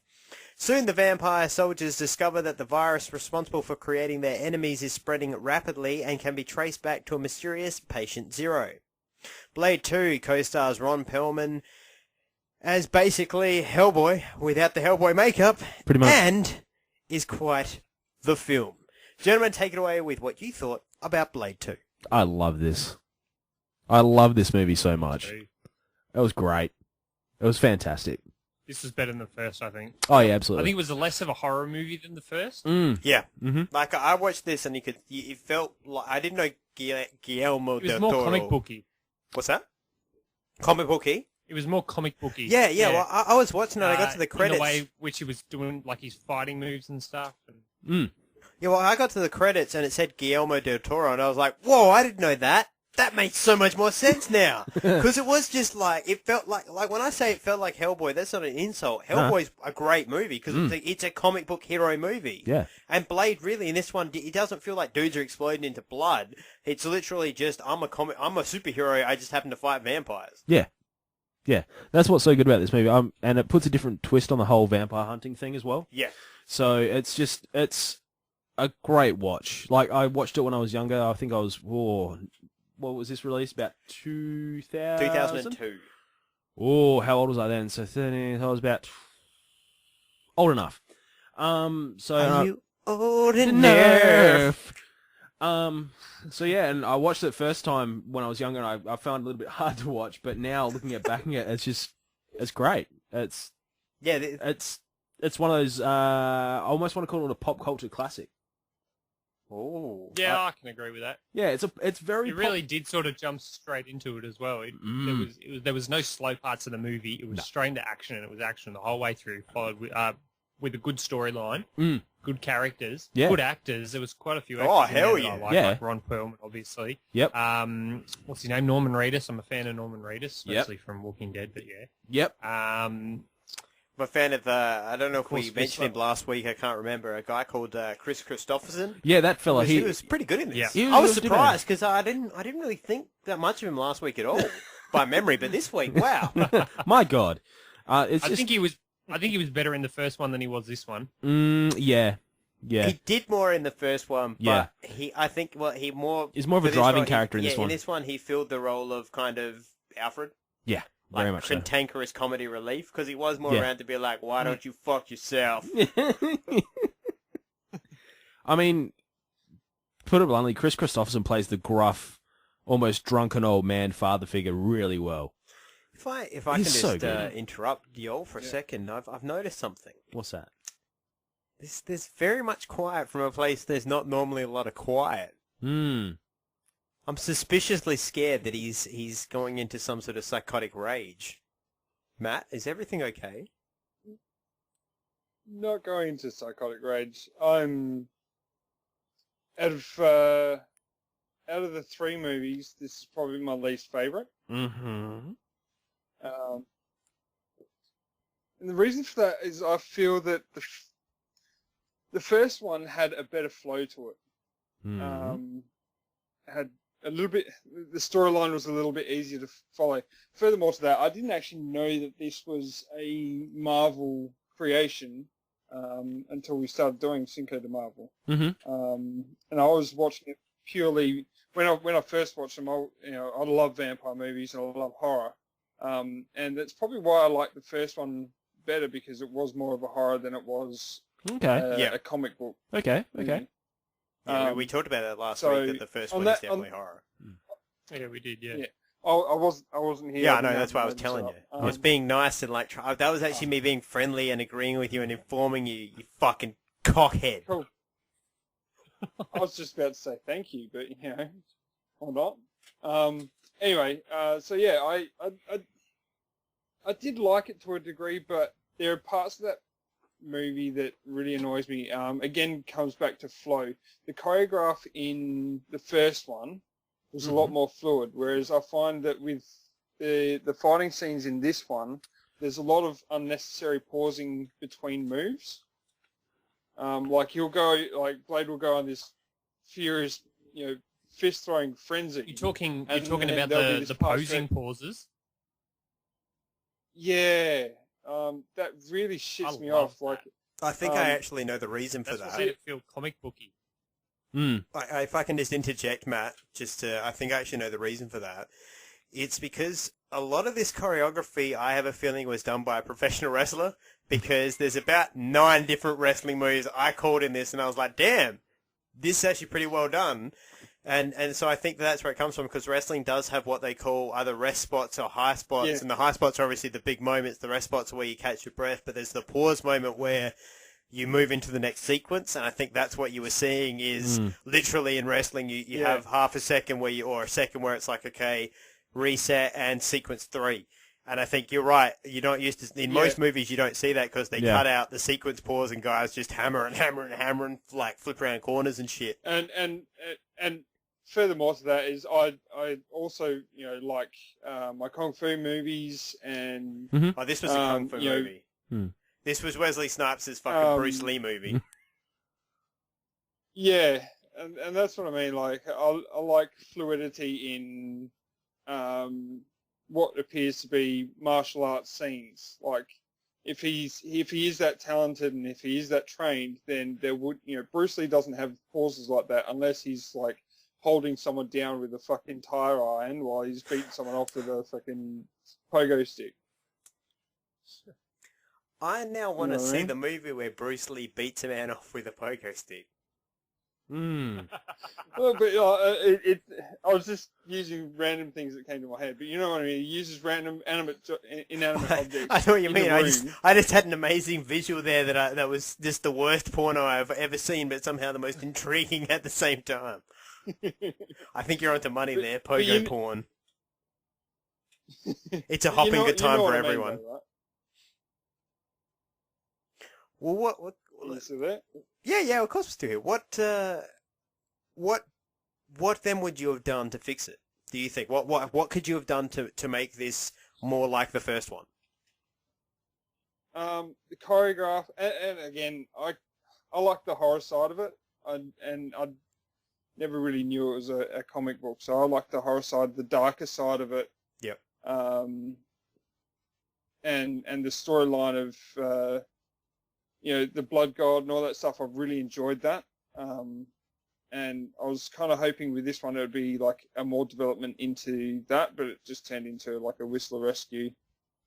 And then I'm not sure how I feel about the other vampires. I mean, yes, they are cool, but I don't know, it doesn't sit right with me. But yeah, that's just how I feel about it. The one thing that confused me about Whereas, Well, we all just went at once then. Sorry, go ahead, Braden. Yeah, come on. Yeah. I think I can understand what you're saying in terms, like, I guess you appreciate the horror side of the first one more than, but this one I think was going in a different direction. It's heading more, like I was saying before, the comic book sort of feel. It was aimed a bit more towards comic book fans than it was horror fans. Yeah. Yeah. So I guess I understand what you're saying, but that's probably. It doesn't make sense because like when you get into the third one next week, it sort of goes back towards the horror thing, and I mean there is this, like, looking back at it, like from memory, there is a lot of comic book feel in the third one, but I haven't seen the plot line. Went back to the Blood God. Yeah. Okay. I'm gonna Anyway. in regards to next week. The third one it actually strikes a very good balance between the horror film and that comic book feel. I believe that balance is called right. I agree. Balance. Yeah, that. It's not a spoiler. Don't pre-Cranston me, motherfucker. You douche monkey. I invented the Cranston, sir. I can de-Cranston, pre-Cranston, or side-Cranston anyone I wish. I'll Cranston all over your face if I want to. The only man who can question my Cranstoning is Cranston himself. We have a call coming in from Mr. Cranston. Yeah, I'll just take that. Yeah. You're fine with it? Thank you, sir. No, I really appreciate it. You'll be on Better Call Saul soon. I'll let Braid know he loves you. Yep. Yeah, I think Proby sucks too. Throw a pizza on my roof. Oh god! But I mean, in relation to this movie, I mean, it's a great transition from the horror that we saw from last week into a very comic book focused package. Is something I'd say. And in regards to Wesley Snipes, I actually legitimately think now that he is quite an underutilized actor, just for the fact that physically he's very imposing. I mean, yeah, he's in Expendables 3 or 53, whatever Stallone's Well, that's because he's been in prison. Yeah, but still. But I mean, he's surprisingly. I thought Wesley Snipes was a lot taller than he is. Yeah, his I don't have his stats in front of me. 5'10" he's made. Well, that's his build height, which to me Hollywood would make him 5'8", 5'9". But I mean, if you look at his training as such, he's a 5th degree black belt in Shotokan karate. He studies several types of kung fu. Also practices capoeira and Brazilian martial arts. And I'm willing to bet he lifted some weights. Yeah, in the last couple of years, exclusively. Yeah, so, I mean, for me, he's really underutilized. I think I'd like to see him back into the movie meta. Well, he's coming back into Blade now. So they have confirmed that he's coming. I think filming starts soon. So. Oh, that's going to be so good. But it's just, this is one of those movies where it sort of helps you transition if you want to watch a comic book movie without it feeling like a comic book movie. This is probably the movie to watch. I mean, it's not... It's more of a thriller, I'd say. It's more of a thriller where there's a lot of that foreshadowing. There's a lot of those tense moments, but there's not a lot of blood. Yeah. So that was the big difference I noticed was that it's more goopy. the new ones, the Reapers are goopy. Yeah. The old hat guy is green. Yeah. And like vampires don't really bleed; they more burn. Yeah. I don't know. It was more the Buffy kind of turned into Ash, which I guess is more closer to vampire lore. Yeah, and I actually do. I appreciate this one a lot more because I mean, blood for me in movies, unless it's like your what would be like Saw or what's Hostel or something like that. Unless it's something they're gore fest. Yeah, if it's a gore fest. Yeah. Absolutely, but blood in movies and stuff like that should be used somewhat sparingly. More Blood of a in general is it's a tricky thing because I mean, look, I'll get real for a second. Drop the mic. Wax poetic. Boom. In the real world, blood. If you injure somebody to the point where you're like killing them or anything like that, there's gonna be a lot of blood. Blood is like once the body is pierced. Yeah. Blood like it goes mental, mate. Yeah. But using it in film, there's a very fine line. Like take for instance, Flash and Arrow. They use blood and like they ram somebody through with a sword. There's blood on the sword and whatnot, but you never really see big blood patches and like blood puddles pooling around somebody like you would in real life. But they still try to make it realistic, even though it is, it's family or like it's TV, family blood. Yeah, it's TV blood. So then you go into film, and film do it somewhat better, but at the same time, it comes down to, I guess, a politics thing. So for a film like this, you have the option of, you could have made them all have red blood, and made it just as bloody as the first one, but it would have got over in America and here and in other countries, Like an R rating, the R rating, the hard rating where it's like adults only. And why they don't want that is because over there they're really strict on that, as opposed to here, and so you'll actually cut out a big chunk of your audience. Yeah, absolutely. Yeah. Without that, that's why take for instance the Marvel films. The Marvel films in America here we've got M-rated ones, but over there they've never pushed PG-13. Yeah. Because they know their audience. Deadpool will be the one that actually does that, pushes it hard to R. Yeah.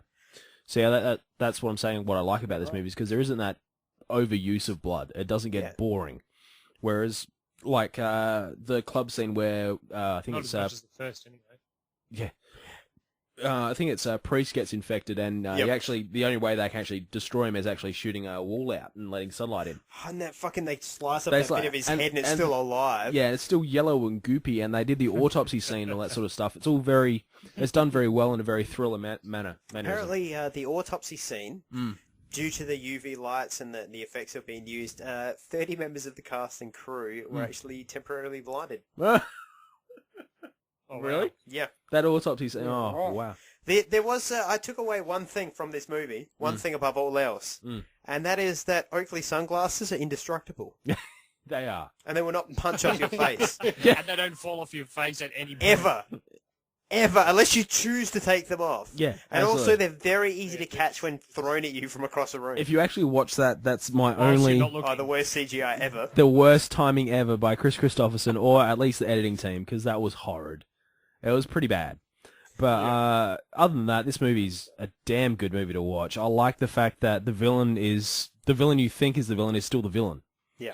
It's great. And it's that weird family unit, weird I love the fight story between Reinhardt, Ron Perlman, Yeah. and Blade. Yeah. Just because I said this last week. Yeah. I really didn't like Stephen Dorff because it's like, I don't buy you beating up Blade. Yeah. Fuck right off. Yeah. And eat something while you're at it, you anorexic junkie. Russell Brand called, he said you're skinny. Yeah. Right? This one, I'm like, yep, that motherfucker can kick the shit out of Wesley Snipes. That motherfucker can kick the shit out of almost anybody. Pretty much. So that to me, I was like, that was a good fight because I believed it. Yeah, absolutely. So, and even the Massive Reaper, he wasn't massively bigger than Blade, but the way that he moved and the fact that he fought the hard punch style to Blade's kind of quick, athletic, almost wrestling style. I really liked that. Yeah, there was a lot of continuity.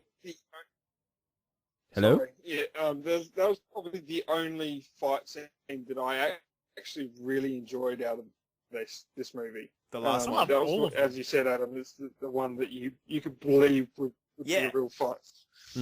Well, they used a lot less CG in this fight as well. I think they used a lot less in this movie. If you see some of the fight scenes, I mean, if you look at the start when the two vampires are suited up and they're in Blade's hideout. I knew you were going to bring this up. There's the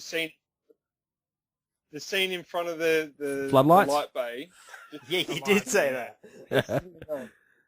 Right. What did you dislike about the mood backlighting fight scene? No, it's just the CG that pissed me off. Like, Okay, I'm going to counter... I understand that you need CG. Go on. All right, my counterpoint to that is, did you like Matrix 2? Not as much, no. Okay, so I'm assuming this fight scene for you was the equivalent of the Smith-Neo fight scene in Matrix 2 when there's all those Smiths. Yes. Oh, that fight Very scene much so. sucked. It gave me the fucking shit. Okay, cool. As long as if you turn around and said, no, I like that fight scene more, I would have to fly to Leanne Poo and break my foot off in your ass. On your way, if you do that, no. can you call by Leanne Moo, get me some Kobe? Yeah, totally. Thanks. One thing I noticed in this film, and the only thing I don't know if it took me out of the film or if I was just like, what the hell? Why? Was Whistler takes some of the hardest beatings from vampires I've ever seen. He's the fucking man. Survives it. He's the He man. gets into a fight with Vince from Fast and the Furious. Chupa. Yeah, Chupa. And the dude is kicking the shit out of him for a good 20 minutes in the sewer. And by the end of it, Whistler just gets up and walks away. Yeah, I think he's still... Fuck you, I can walk. Didn't fix my knee, you bastards. And then by Ron You know Perlman what I love? I love how the insults that he throws out at everyone. Yeah, like he's great. I don't think he ever repeats himself one. No, he doesn't. Nah, It's just like, he's gold. it's fucking awesome. I swear that's improv as well. I reckon that's just like whatever he can say at the time. Yeah, Or maybe he's absolutely. got a swear It's just generator. fucking- Yeah, I'm surprised he didn't break out Hojammer. Maybe. Oh, it's such a good movie. Well, let's hand out some awards for this. Absolutely. It's time to move into the awards. Mhm. First of all, the Barbara Gordon for the movie. Hold on, let me What just... do we got? I've got to find... just give me a minute. I've got to find the guy's name. Ah, yes, I have it here. So I have my Barbara. Please. Damaskinos gets mine. Oh, the vampire elder, green-blooded all the way. Yes. Why is that? He's just a little bitch. He just... Like, I've created a super soldier and it wants to kill me. Ah, I've been betrayed. Ah, he does nothing. He has a fetus room. I know, right? The fetus room, that's just bizarre. But he just gets my Barbara just for being a little bitch. And you'd think for being an elder that you'd actually have some sort of fighting skills or be quick or something. You'd be something, you'd like be a god amongst, you know, those guys. Vampire. But too much of an elder. He's too old now. he hasn't been eating enough. He's gone rotten. He's too old for this shit. Hey, that's my line, motherfucker.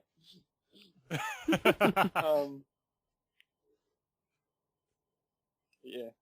Sorry, continue, Terry. That's just it. I mean, I can give a secondary Barbara to one Rush as well. He's played by Santiago Segura, the guy basically who leads Blade to, you know, the warehouse. Oh, the dirty pedo. The dirty pedo, motherfucker, yeah. He has my other one. The Just- dirty getting killed in a spank bank booth at the end. Yep. So basically, it's just one of those things, man. I want to know, why the fuck is he laying out a razor blade on the fucking shelf with the tissues after he's put his coin in the Because fucking he's going to use it to cut his dick and masturbate with the blood to get him off. Didn't you notice in the club scene there were two vampires kissing with razor blades on their tongues? That would be the Pain Club. Yeah, Or the Pain Club, I do apologise. That's what that was all about. It's fucking disgusting. Oh, my Barbara. I'm going to give it to Scud. As much as I loved his character. Wow. Just the fact that he was obviously,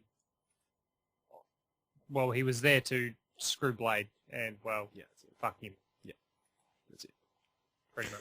Yeah, that's a fair one. Even though the blade was onto him. Yeah. Yeah, I didn't think that was cool. That's the other thing. I didn't bring it up in the recap, but I love the way that like Blade gets into that first initial fight with Reinhardt and just like plants the bomb in the back of his head, and he's like, "That's what you get for fucking with me. Now I'm gonna blow you up whenever I want, dumbass." Blade is hardcore in this film. I love it. Yeah. All right, my Barbara goes to the lawyer known as Coonan. Just because skeezy. Just certain people, you just see the face and you're like, man, somebody needs to punch you. You fuck. You generate me a word, I Terry. think he knew that. Generate me a word. You schlong packer. You just want to punch him in the face. So he gets it for having a punchable face. Even he made the comment when someone said something about him being human. He's like, "No, I'm a lawyer." Yeah, I'm worse. I'm a lawyer. Oh no, barely. I'm a lawyer. Yeah, barely human. I'm a lawyer. All right, Matt. Who gets you, Barbara? My brother goes to Reinhardt. Like he plays this huge macho thing. Are you trying to make everybody angry? Hey? Nothing. Continue. He's the biggest bitch. Like he freaking right at the start is like, it would be so easy to kill you right now, and then like Blade just slaps him. But Blade's got him in every corner as well. Like in the club, he's like, "Yeah, I got you." Yeah, but that's like being like, "Oh man, I hate the fucking Joker because Batman always has his number." No shit, it's Batman. But Blade, you dickhead. He's not the Joker of the movie though. The Joker of the movie is the fucking No, Mac. Okay, fine. He's the Deadshot of the movie. Yeah, but Blade's still the Batman. Blade's still Batman. Is my point. That's like complaining like, "Oh man, fucking all the villains sucked because they went up against James Bond." No shit, he's James Bond. Okay. It's a Blade film. Right, of course, Blade is better. Okay. It's like being like, man, how come Superman's the best one in his film? Pop Adam, shut up for a second and fucking hear me out. What I'm trying to get at is fucking, there's a couple points where Reinhardt can only beat Blade with fucking a bunch of fucking cattle prods and then kicks the shit out of him while he's incapacitated. And then the fight with Blade at the end, he sends everyone else first. And yes, Blade is going to fucking annihilate them. No fucking question. I'm not questioning that at all. He gets in the fight with fucking Reinhardt and Blade, and it's over in like a couple of seconds flat. You know Reinhardt's mistake there? Reinhardt made a mistake. Do you know what it was? Fighting Blade? He kicked Blade into a vat of blood. Yeah, that's what I was going to say, straight out of a vat of blood. Yeah, you're boned. You've just turbocharged Blade. I mean, Reinhardt's just acting like a bit of a panty wanker. So, yeah, it's just... Exactly. He's a bitch. No. We're using the swear generator today. So here's a... Okay, he's Barbara Gordon. He's a pube gargler. That was really good. Anyway. So no, that's fair. That's fair. I didn't like Reinhardt in this movie either, so... Alright, well, let's move into some Cranstons for this week. Who you guys got? Gonna wait. Where's the snaps?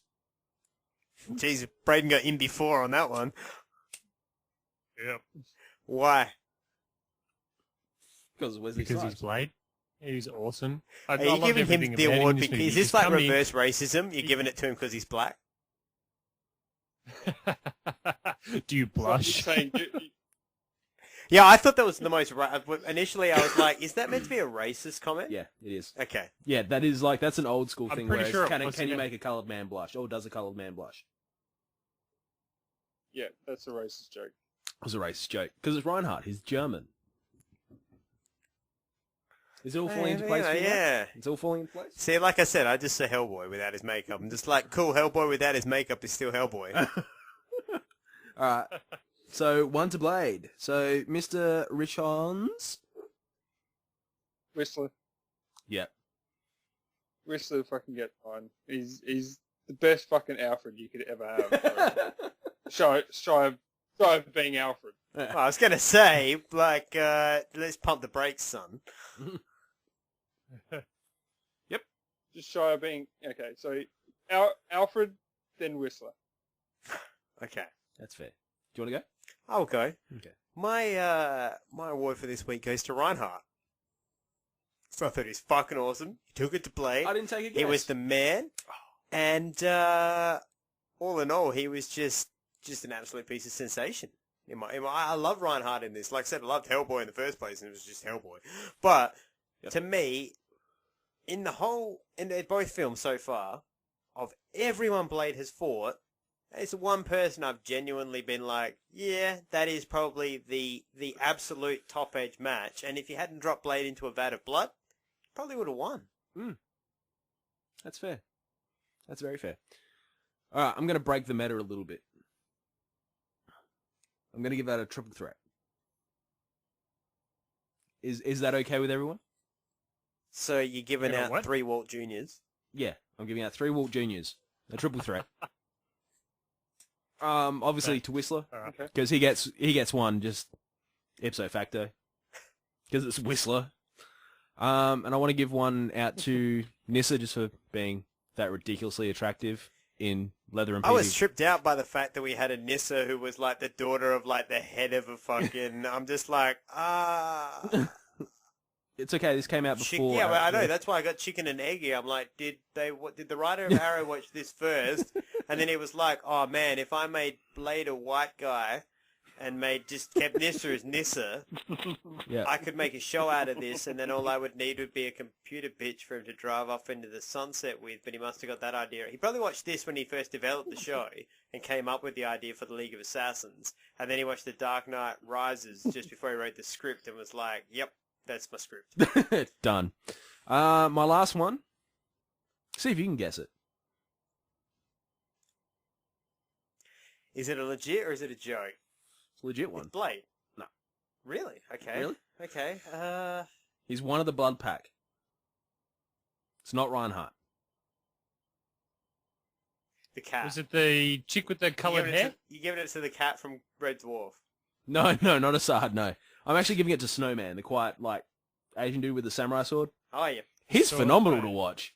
You see him a couple of times in the fights, and it's like, wow, that dude's cool. And I did some more research. He's like a master of Wing Chun and like 3 other types of Kung Fu. I'm like, I'm sold. I'm good. Nice. His name's Donnie Yen. So he's a big Hong Kong film guy. His name is Donnie Money. Donnie Money. He's played a couple with Jet Li, hasn't he? He has, indeed. He's phenomenal to watch on screen. He is phenomenal. Yeah. So he's getting my other Walt Jr. Well, there you go. The first ever Walt Jr.'s handed out here on the show. Mm-hmm. Well, now it's time to hand out the gloves. Grab your boxes, gentlemen, and unleash and tell me what you got. Spill your contents forth. 3.5. 3.5? 3.5, because I know what's coming. Okay. Matt? I'll go... Or Braden? Whoever? Yeah, whoever. Or Braden? Yep, I'll go 4 and 1 finger, because I think I gave last week's 4, and this was just a better, I think. If you haven't seen Blade Trilogy yet, have you? The third one yet? No, I haven't. Trinity. No. Oh, Braden. You are in for a cinematic experience.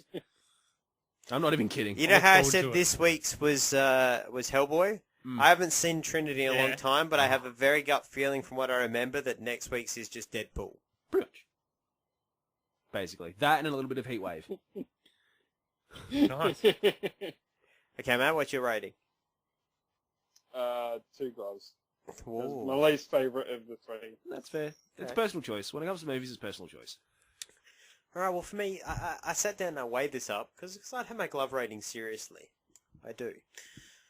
And I thought about for every scene of, like, a Reinhardt Blade fight, for every scene of a bomb being put into a guy's head, for every scene of Whistler calling somebody some redneck name, there was the inverse factor of chambers of fucking embryonic vampires that I don't know how you can grow because they're not actually attached to anything and they don't move and they're clearly not alive.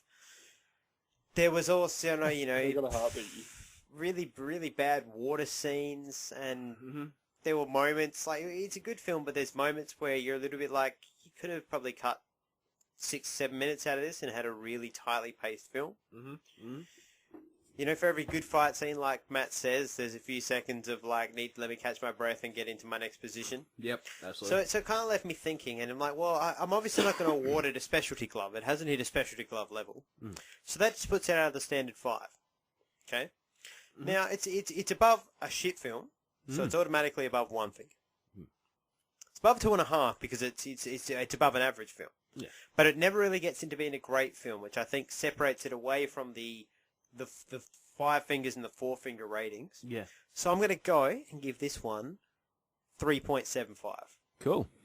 So it's got just to the nail. Yep. Of the third, of the fourth club. Yeah. Yep. So that works. That works. Cool. Cool. Well. All right. Well, now before we go, I understand as well that sadly, listeners, there has been an injury here from the Batcave this week over in Taraga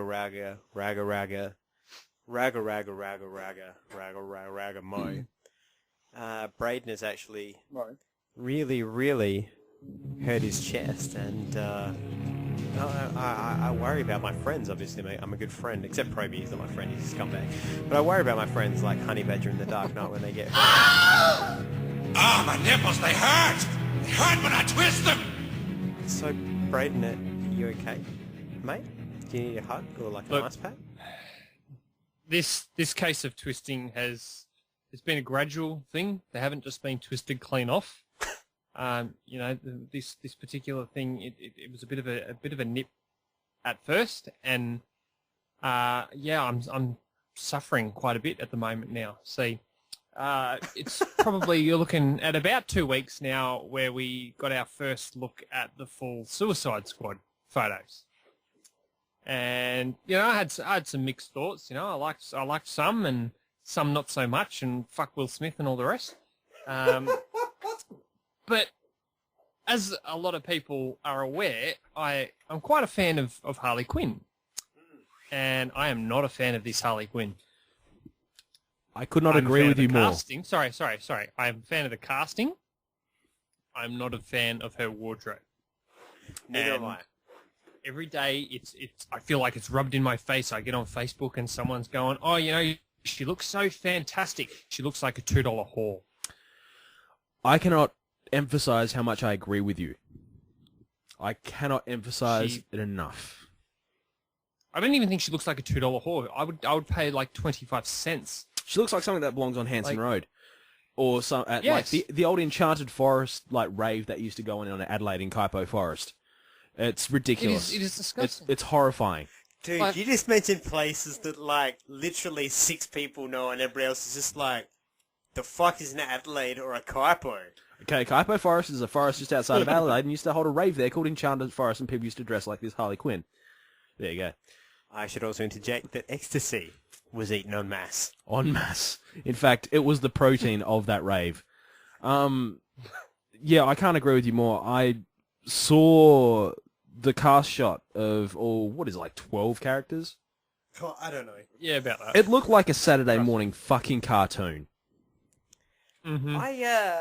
A cheap one. I'm going to have to interject here and piss both of you off, because I hated it to begin with.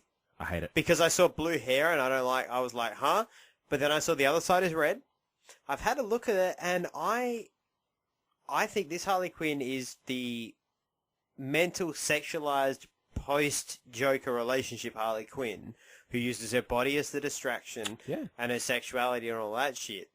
So to me, what they've we got that in Arkham Asylum. What was the movie we reviewed? Arkham Asylum. Yeah, Assault on Arkham, and she looked good. Yeah, that's just it. How is that what she wore there different to what she wore here though? I think it's a matter of, for me and Braden, it's a matter of knowing what we know from the animated series, the comics, the video games. They had a plethora of material to actually pull from. I haven't seen her in white shorts, and I haven't seen her in a white silk baseball jacket thing. Okay, that you think of the Daddy's Little Monster. Yeah. All right. For starters, her parents are never mentioned. I believe that's meant to be the Joker, not her actual. Either way, because the Joker is Harley Quinn's father. Yeah, and she's not even wearing shorts. She's wearing like half a pair of undies. Yeah, it looks overly sexualized. I know it's weird for me to say that that it's overly sexualized. That is overly sexualized. See, the only reason I disagree is because I've always read, like, particularly you can hear it in Harley's voice, and you look at her as the Arkham games have gone along. She gets hoier and hoier. Now, I've just drawn a blank on it. Margot Robbie isn't exactly chesty. She's not a double D chest haver like Harley's drawn in the comics. But she is the owner of a firebomb of an ass. A cherry absolutely. bomb. That's what they're trying to highlight with the ripped panties and the fact she's wearing the sneaker heels and things like that, is to accentuate the legs, accentuate what she has, because that's what this Harley is going to be, the sexy walking Harley. But the things that I've seen and I've heard, like I've watched video of the way she moves, like just people have shot shit while they've been around. I've heard faint audio of her voice. She does have the voice right. The way she moves looks like, you watch the comic games, how Harley has that over exaggerated flick to the way she walks. She walks like that. It's to me, it looks like Harley, and I can see what you're saying about the costume. The only thing I'll say is this: it's the costume I have a problem with. Yeah, but is that that's the one? That's one photo. That's the day one, or not the test shots, but that's the day one photo shoot. This film isn't coming out for another year. Yeah. It's kind of like looking at that, as we'll get into in a little bit, looking at the Supergirl trailer. Yeah. There's a reason it looks like it does at the moment, because that photo is taken before they've shot the film. Yeah. So that's just costume on shooting day one. That could be day 4 in the film chronology, but you don't actually know where it stands. She might get an actual costume or a jumpsuit, or she may end up wearing the red and black. Yeah. Full spandex. I don't know. So that's just it. I'm defending. Well, that better happen, because right now my nips are twisted. Okay, so from what I'm saying is what I've seen of Harley Quinn, and not only that, the crew, like the cast, it looks like a Saturday morning cartoon to me. It looks horrible. There's nothing aesthetically pleasing about it. Yeah. Like, to me, it's just... I like Killer Croc. Killer Croc looks good. He looks like a pissed off teenager who's had too much steroids. But, I mean, for me, the one thing that does stand out is the casting of Will Smith as Deadshot. Yeah, I'll agree. That's it. It's... I'm going to break my Says that as good or bad? I'm going to...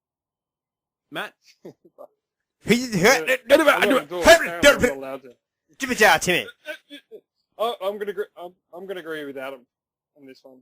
I'm actually looking forward to it, and I think he has a point there where I think it probably judging too early on costume before we actually see the rest of what's going on. Yeah, see, like... I think they're...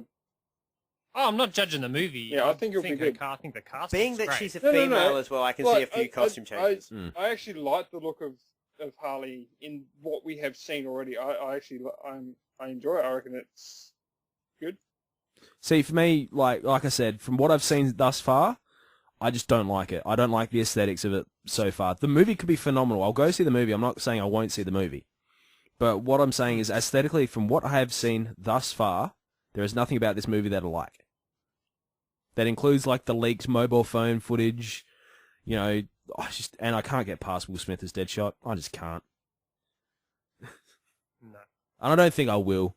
He looks too clean and innocent. He's just... I see what you did there. It's just... From all the roles he's ever done... I will admit, Will Smith does have the same look that his son does on fucking After Earth. Yeah, the whole squint-eyed, slightly confused look. Like, look at... Worried about breathing. Yeah. Yeah. He does have that look, and I'm like... His son, like, I don't mean this in an offensive way. His son has something wrong with his brain. He dated Miley Cyrus for a while. That's not an indication that something's wrong with your brain. That's an indication that you want to bang a tight chick. What, like, I imagine she was, now that she's had a Hemsworth in her, I mean, once Thor's hammers, it's not Thor's hammer, once, you know, he's Loki, I would imagine, once Loki's hammers have been inside you, like in real life. Anyway, back to what I was saying. He seems like he actually, because you read the shit that he says, or like you hear what his answers to questions. Are feet really shoes? I taste colour, man. And you're just like, that's, like, I know eccentric people say shit. I've been called eccentric myself before for my robust vocabulary. Really? But that dude's a weird. That dude's weird. That guy gives me the feeling of like, yeah, can you just get the kids and just walk slowly away from Jaden? Just don't leave him alone with the kids. Yeah. Oh, it's one of those things. Yeah. Look, as I'm sure months progress, we'll get the more photos and more costumes and more looks. Cool, no worries. But at this exact point in time, aesthetically, the crew and cast just don't like the look of it. Looks garbage. Garbage. Fair enough. Fair enough. Now, I know I mentioned it just before, but I know, Terry, you were talking to me earlier about wanting to discuss Supergirl. Yeah, Supergirl. I'm kind of umming and ahhing about this. This is one of those things where I'm kind of concerned, mainly for the quality of the show, because I'm thinking, yes, it's produced. Correct me if I'm wrong. It's produced by the same. It's produced by the CW. Yeah, it comes on November. No. Well, no, it's not CW. It's produced by the by guys. company that owns the CW. Yeah, the company that owns, and also the two. All right. The two guys from Arrow and Flash are the creators of it. Here is my concern. So it fits in the same universe. Fits in the same universe, all very well and good. Are they introducing this character just so they can expand their library of characters? Or are they expanding this because they think it could be a quality show that may involve or get rid of fangirls from the Olicity thing and bring them into like their own world? I think it's a twofold thing. I think what they're trying to do is they've set up what over there is the summer season of TV. Yeah. Has Flash and Arrow. I think they're trying to set up a winter contrast as well. That still exists in the same universe, so you could still have them pop up. But we know that Arrow's not likely to turn up that often on Supergirl or so on and so forth. Yep. I think what they're trying to do with this is that they've got a show about, a hero, like the Flash is the hero coming to terms with what a hero means to be, but having these amazing powers, but he's still a human. Yeah. And Ollie is just a human. Now they're doing a show about somebody who has the other spectrum. Okay. And by doing that with a female, like I'm actually excited by this because I like the idea of seeing that Smallville style of world through like, as long as it's written as the right way. And it seemed to me from the preview, she doesn't have the Felicity. Yeah, Yep. she's not bitchy, whiny chick. She's just literally, okay, if I've got these powers, I'm going to do what's right.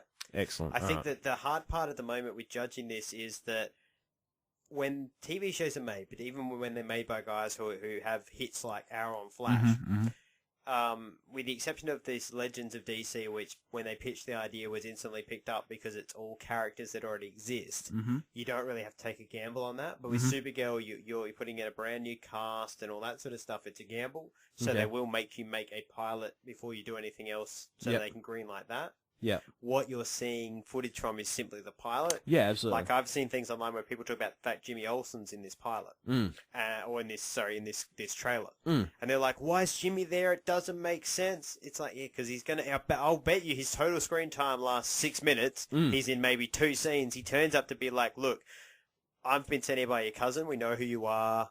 I'm here to help you. Here's the cape. Take it easy." Yeah.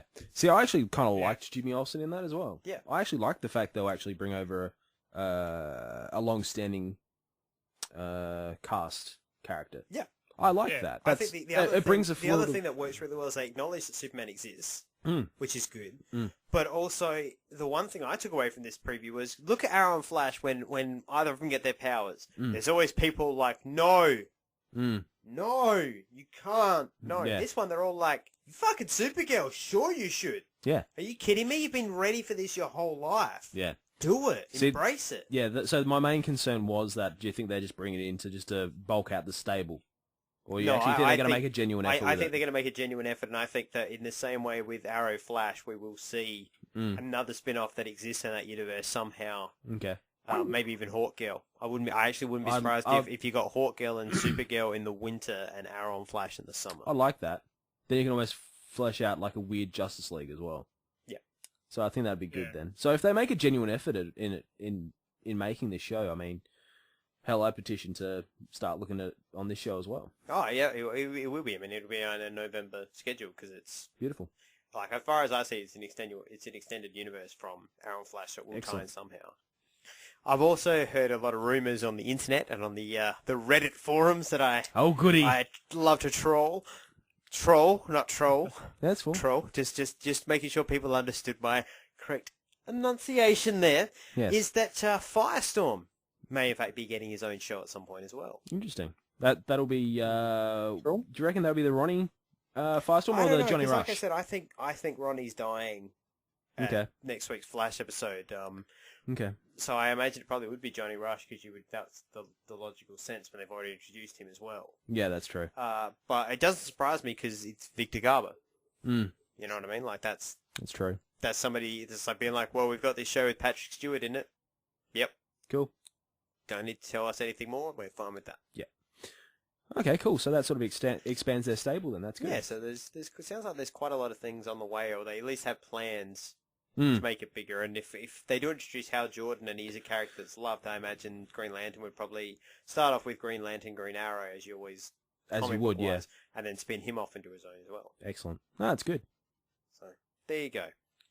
Well, has anybody got any final thoughts on anything before we call it a wrap this week?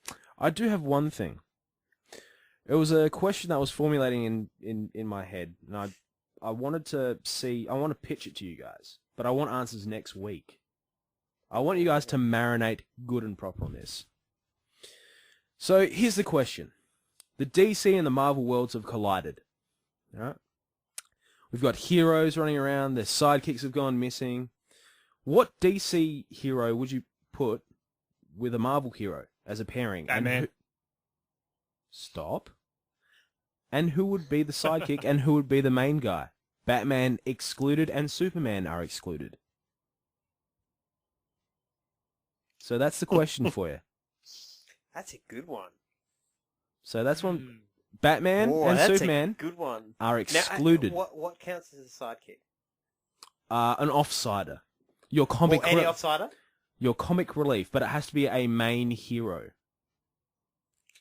Yep, cool. So anyone can be the hero and anyone can be... You have to pair them up. You're saying, or a main hero. Okay. Yep. So you're allowed to pick from the main hero stables. Of both. Of both. Mm-hmm. But between, and from your two choices, one has to be the sidekick, one has to be the main guy. Yep. So say the Batman and Robin. That sort of thing. I already know you're going to probably say Groot. So sort of like Arrow and the Flash, and then you've got to decide which one's going to be... One has to be DC, one has to be DC, and one has to be Marvel. This isn't my answer. Oh, sorry. This isn't my answer, but hypothetically you could say, okay, I want Captain America as the main guy. Yeah. And for the sidekick, I would go with...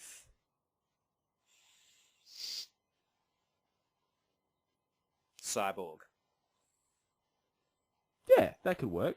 Cyborg work because you'd be able to have a combination of the super soldier who can fly the shield. Cyborg can bounce stuff off the shield, but he's also going to be out they're a tandem that can work together quite well. Absolutely, that's from sky and ground. And... So think about like effectiveness, fluidity, comedy. Like you could put Star-Lord with Flash. Oh. So I'll raise you that one. Yeah. You could go Rocket Raccoon. Ready? Yeah. That's the sidekick. Yeah. Main hero, Nightwing. Boom. Dropping the mic. Shut up and make my movie. $1 billion box office. So that's the question for next week. There's your homework, boys and girls, or whoever's listening. If you have any thoughts on this, please do contact us. If you'd like to contact us. Actually brings us nicely into the wrap-up portion of the show. You can get a hold of us at facebook.com/fromthebatcave. That's facebook.com/fromthebatcave. Or hit us up on Twitter, twitter.com/frombatcave. That's right, just take out the because Twitter's shorter anyway with the wordage. twitter.com/frombatcave. But for now, and until next week, that will wrap things up here this week from the Batcave yet again. I've been your host, Red Thunder Adam Gerard, and I've been joined into this quest, this calamity, this crusade against all things comic book, Marvel, DC, and of course, Elicity. By the Honey Badger Terry O'Neill. Damn kids are still on my plane. The Dad Night Bread and a Hern. Goodbye, fuck Elicity. And Matthew, the probie stuck on Leanne Pooh the volcano because he's too dumb to go to Leanne Moo the dairy farm. Matt DePreview Richards. So he is. And we'll see you all next week. And who are you? Like that question? That's a good question. I'm looking forward to answering that next week. Well, I've got a lot of things marinating, but I think I've already made my choice. Have you? Yeah, I think so.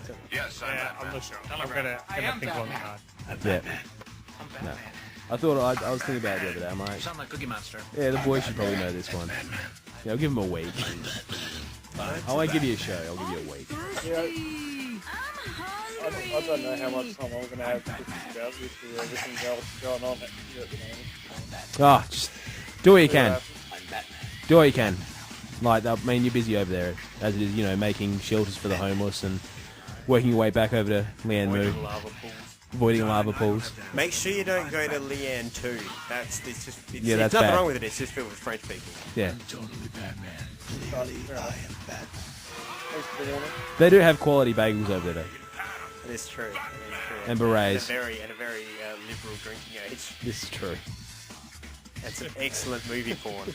That's like just their standard films is just porn anyway. just porn. Right. This has been a Cabana production.